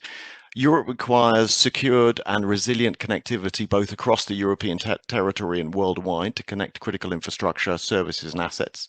This will obviously involve multiple networks and technologies, but as described before, only now can satellite be really part of the solution with competitive universal data services. Without a satellite element in your national or regional resilient communication strategy, and I mean terminals and bandwidth, permanently reserved for you, then by definition, you don't have a resilient network. And I mean, if you've got equipment, and there is no bandwidth associated with that equipment, it is simply bits of metal stuck in a garage. It is useless. Okay, so don't forget areas such as the Caribbean can share the cost of bandwidth. For example, you have a Caribbean coverage, and Caribbean countries can share the cost of bandwidth between multiple countries. So satellite supplies a unique level of resilience for networks such as satellites are in space, so are unaffected by terrestrial events. Satellite offers universal coverage independent of whether you're on land, sea or air. Satellite connectivity is very quick to deploy at times of disaster. I think in the Ebola disaster, I got it down to 20 minutes per hospital. Satellite connectivity can be used for applications such as education connectivity in the north of Sweden for the Sami people, for example, at times of peace. But at times of crisis, then their same bandwidth can be switched to disaster response, for example, an earthquake in Italy. Only satellite offers this unique geographical flexibility to your disaster response. Satellite terminals can operate on solar and batteries, so are not vulnerable to power cuts as other technologies. This is particularly applicable to monitoring and early warning systems, as has happened when earthquakes have struck and there is no early warning for the impending tsunami because the cellular network is down. This has happened in multiple regions. The use case for this coverage is EU-centered but is global. So I will go on to the next slide now, which is, as you can see on the left, border surveillance, and on the right, support to intervention. Okay, so here we see two use cases. Europe is surrounded by unrest from the Sahel and Libya in the southwest, through Syria, Lebanon, Ukraine, and Belarus in the northeast. As described in the humanitarian use case, the refugee population will explode over the next 20 to 30 years to over 210 million, with the majority of refugees located in Africa and the Middle East. The need for Europe to jointly secure and monitor its borders has never been more critical. This network will obviously involve multiple technologies such as Earth observation, terrestrial and maritime vessels, cellular tower backhaul, IoT sensors, drone video streaming, cameras, etc. The dimensioning element in this network for us is drone HD video. We estimate between 60 to 100 mail or even hail drones, depending on the search model, because, for example, you can have a borderline or area search. It's very different use. And the coverage for this use case is global. Okay. Next use case, support to intervention. This use case includes fire, police, mountain rescue, flooding, DG ECHO, and other civil emergency and civil disorder responses agencies based in the EU. It is based on a mainly regional and also global coverage to allow European agencies to respond to disasters globally. And the network is based on LTE or 5G tactical bubbles to supply dedicated networks for responders, coupled with a Wi-Fi component to allow for the affected population to communicate. All of these technologies will be backhauled via satellite, as it offers ubiquitous coverage with easy, fast deployment and broadband anywhere. Drones will be used in this use case, of course, but the control and command and data connectivity for them is included in the border surveillance use case. This use case is EU border region centered, but also global.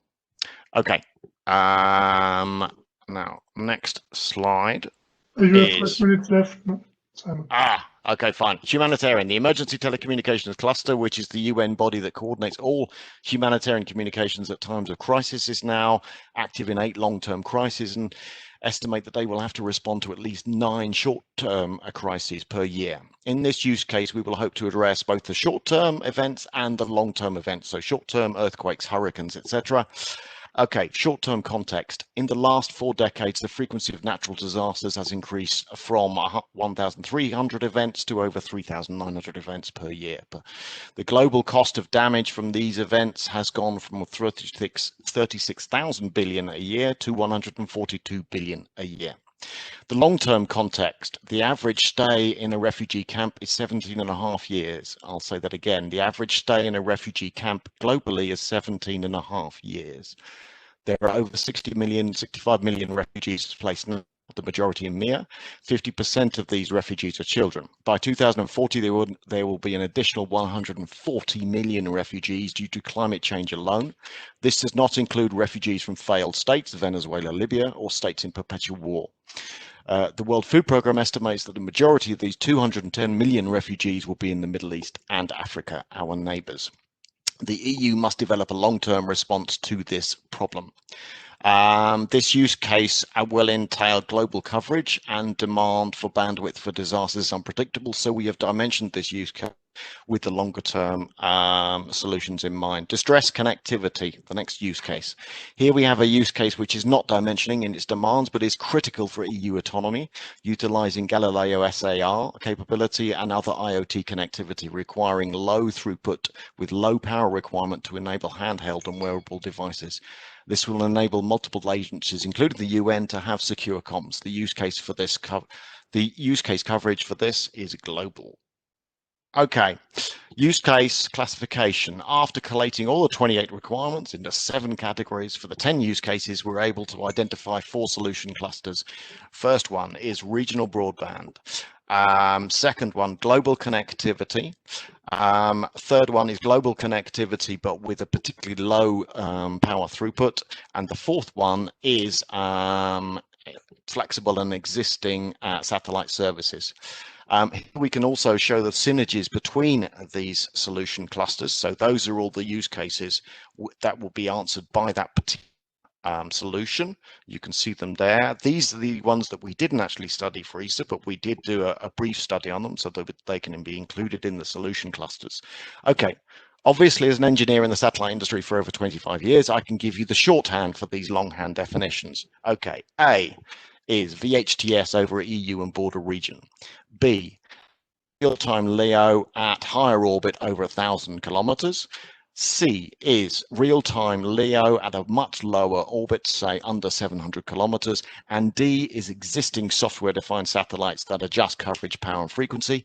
This cluster also includes existing services such as broadcast and multicast. This is obviously the start of the study, so at present we do not know which of these suggested solutions will make it to the end recommendations. Okay, now I go to Eutelsat. So here we see the Eutelsat portfolio of IoT services, from broadband allowing for high definition video.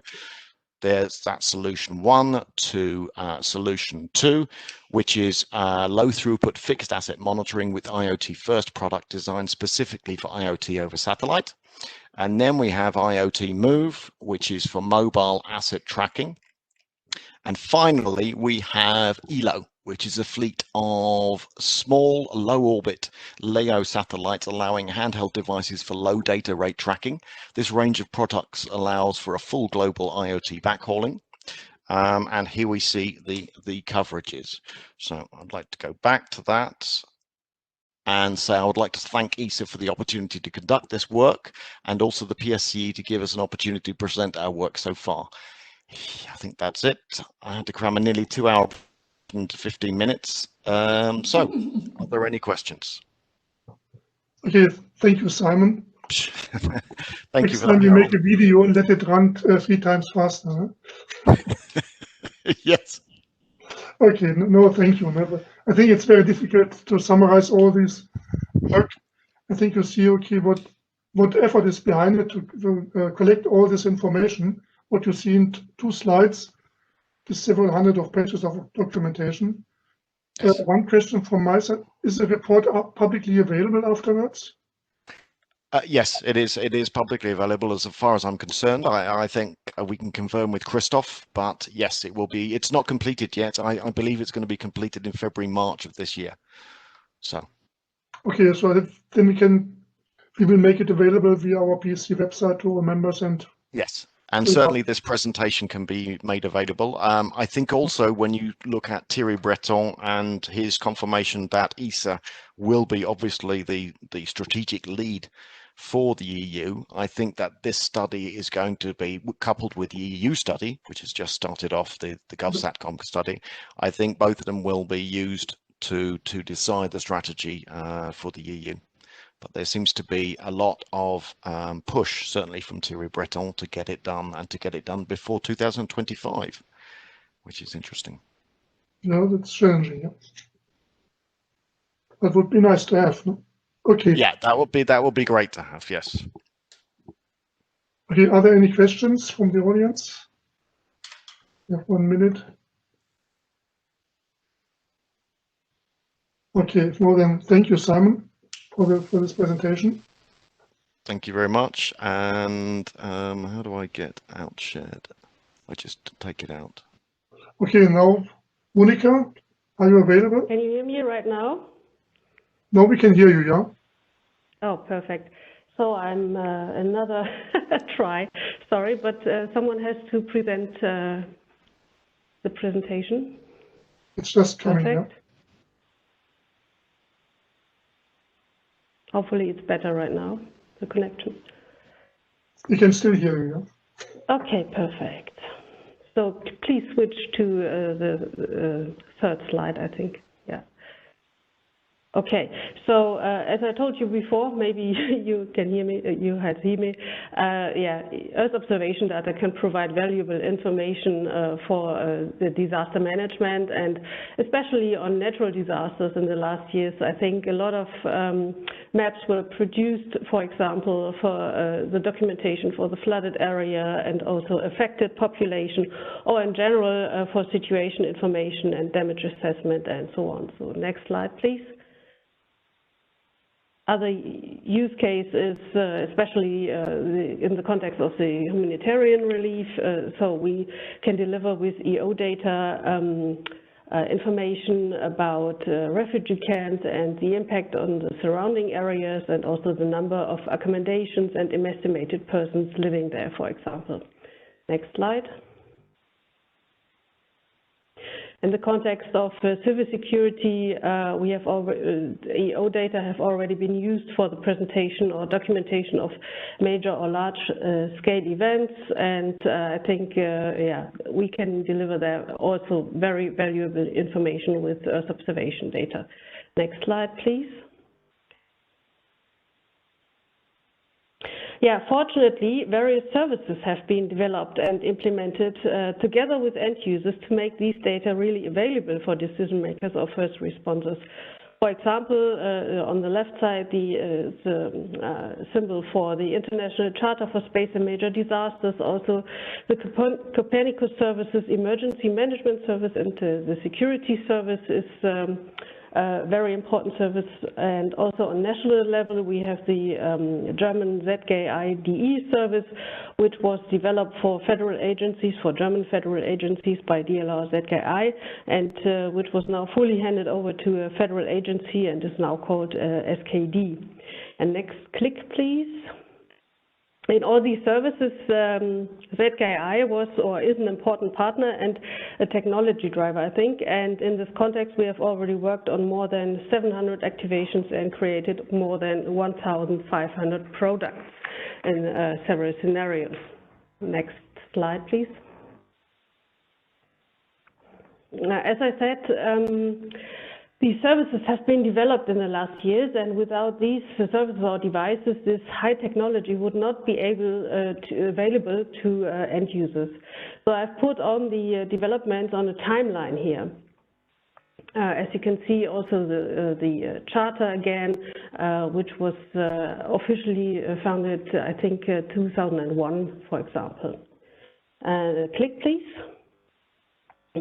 So in addition, I have listed here the achievements and, above all, new trends in the data sources and technologies. For example, availability of sub-meter optical imagery, or the Sentinel fleet with the open data approach, or the so-called new space actors with, for example, microsatellites or in a constellation. And also, I think a new very important thing is the new available open data, which is, for example, web data, and also UAV data, for example, is an important innovation. So just one more click, please. Furthermore, new techniques are also available in the last few years to enhance or to accelerate the analysis, for example, deep learning approaches and so on. So this, hopefully the slide gives an overview of all these developments in the last years, and especially the new challenges over the recent few years. Next slide, please. So all these innovations will lead to improvement for the entire process of providing EO-based emergency maps. The process includes different phases from mobilization, for example, data acquisition, pre-processing, and so on, as you can see here. And click, please. The listed data sources on the right or analysis techniques will have an effect, a positive effect, by using it efficiently. For example, the integration of new sensors or constellations with higher resolution will improve the timeliness and the resolution of our information. And new techniques are necessary to analyze such big data or heterogeneous data. And therefore, we have new techniques like AI and cloud-based processing, for example. The next click, please. Yeah, also the triggering processing and the visualization and dissemination will change in the next years. For example, 3D visualizations will be available, and hopefully NRT web services. Next click, please. Finally, we have to bridge the gap between R&D and operations, which is the last mile, but it's very, very, very important. So next slide, please. So again, back to the data availability. Until now, we often have the problem that no EO data is available for a certain event, or only with a time delay. And in future, we may have a flood or a tsunami of data, for which we first have to develop suitable approaches for data analysis. And so, moreover, we will have new possibilities, or maybe also restrictions regarding the access or the cost structure. So the future is there, and we have to work on it. Next slide, please.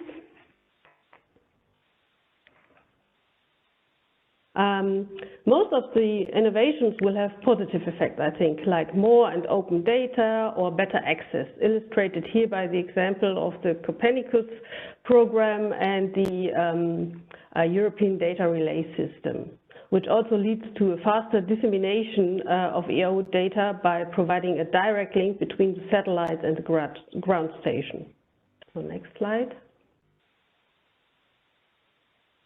Additional illustrations in the context of data sources are presented here. New platforms and sensors, like just one more click, please. Like, for example, more spectral information with hyperspectral data, or other platforms like high altitude platform, or I think microsatellites, or real-time airborne data.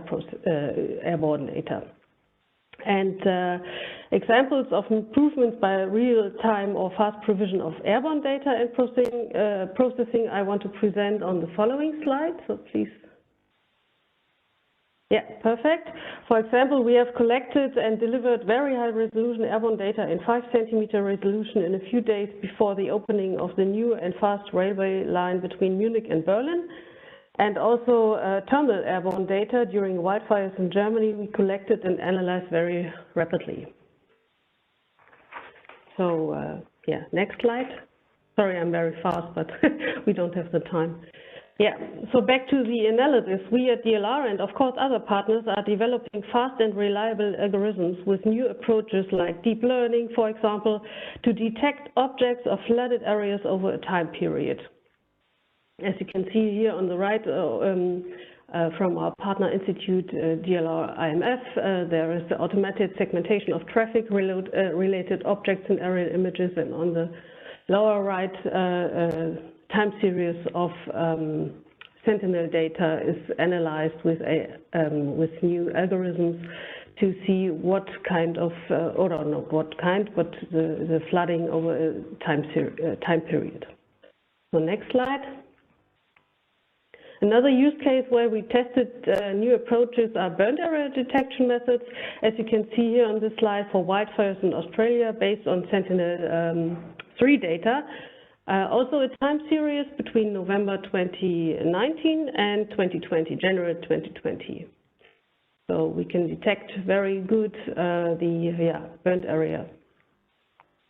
So next use case is, last but not least, an example of improving damage assessment of infrastructure and buildings with AI, developing in a project for the needs of WFP, World Food Program.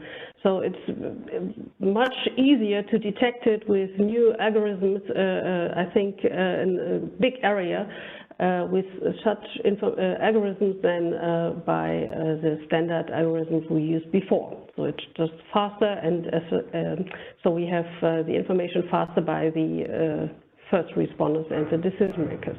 Next slide.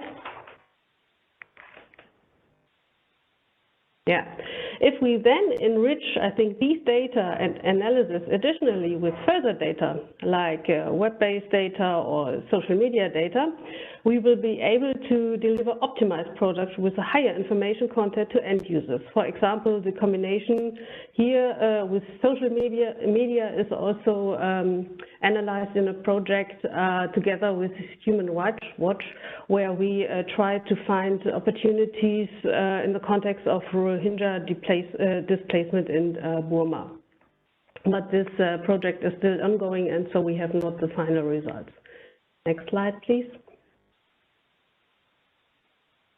An example for, or another example for possible benefits of the combination of data is presented here. We have observed or analyzed a media analysis tool called GDALT, and there was a high increase in the number of reports regarding the topic refugee camp Moria, Greece in September 2020. And of course, it was because of the fires inside of the camp. And if we use such data like the media monitor as a trigger for very high resolution data, maybe we will get faster satellite imagery to analyze and faster products for the end users. So next slide. So I think the combination of different data sets is the key for better and faster information in the future. EO data is one information, but if we combine it together with other information, free data or maybe data from a federal agency or whatever, we can improve our emergency maps essentially. So next slide, please. Just a few more illustrations on new possibilities. As I told you before, we have the possibility for a 3D visualization of, for example, on the left, upper left, flood information, 3D flood information, or on the left, lower left, the 3D side view analysis we did for Germany and for police officers. And on the right, UAV analysis, also for the security conference in Munich. And on the lower right, NRT3 data collection and provision for the users is maybe also an important step in the future. Next slide.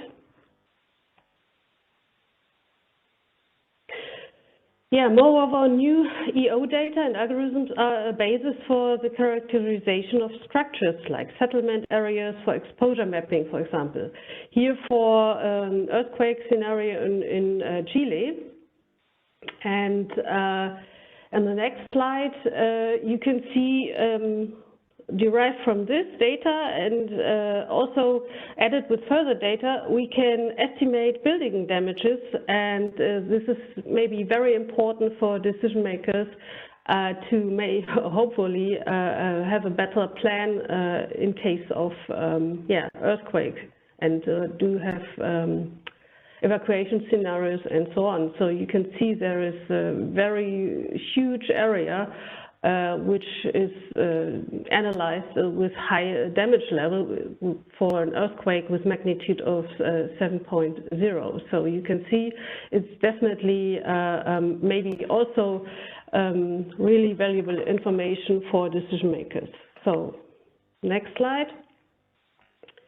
You can see that EO-based new developments will lead to further optimizations for the whole disaster cycle, not only for the emergency response phase, also for the preparation phase, as I hopefully have shown you in the 2 slides before. So next slide.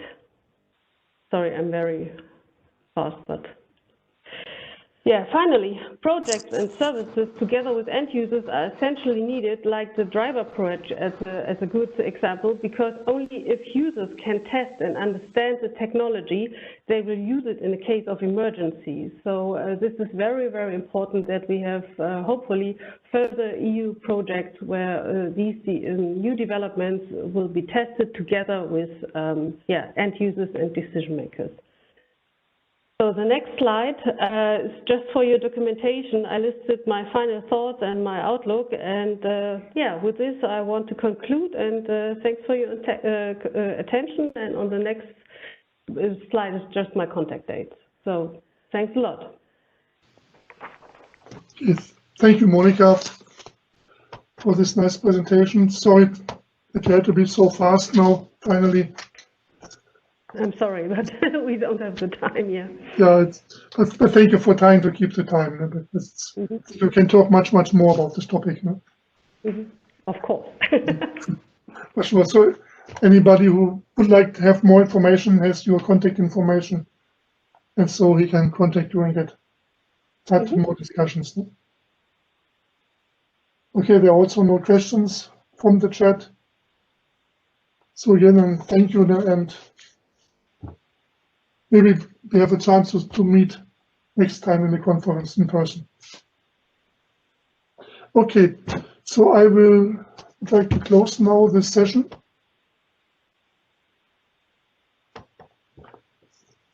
We had a great session with very diverse presentations about the possibilities of satellite communication, Earth observation, and navigational services for PPDR. So hopefully it was interesting. So I liked the presentations very much. So I would like to give the word now to Marie-Christine for closing the conference. Yes, thank you, Harold. Yes, I would like first to thank all our speakers and participants. As you said, it has been a very intense day with a lot of food for thought, a lot of discussion as well, and some action that we see on the line of activity for satellite application for sure. As you have heard, PSCE will be directly involved in that with Broad GNSS project and also with ESA on the forest study. So for sure, we'll come back to you with some further information.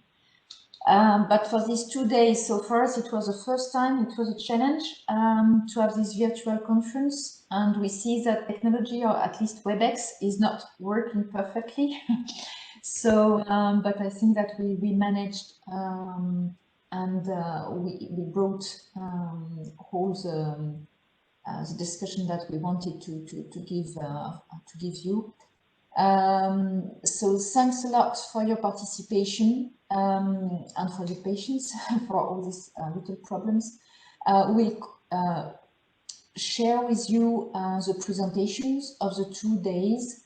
So in the coming days, you will receive an email indicated how you can download the different presentations.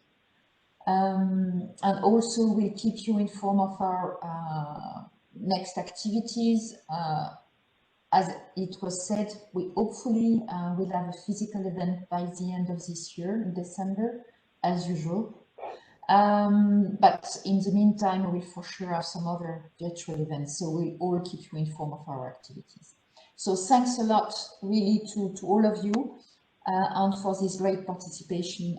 We were a lot of people connected during these 2 days, and that's really important for public safety. Thanks a lot again. Bye-bye to all of you. Thanks. Thank you. Bye-bye. Thank you very much. Bye-bye. Bye-bye. Hello, everybody. Ciao, ciao. Ciao.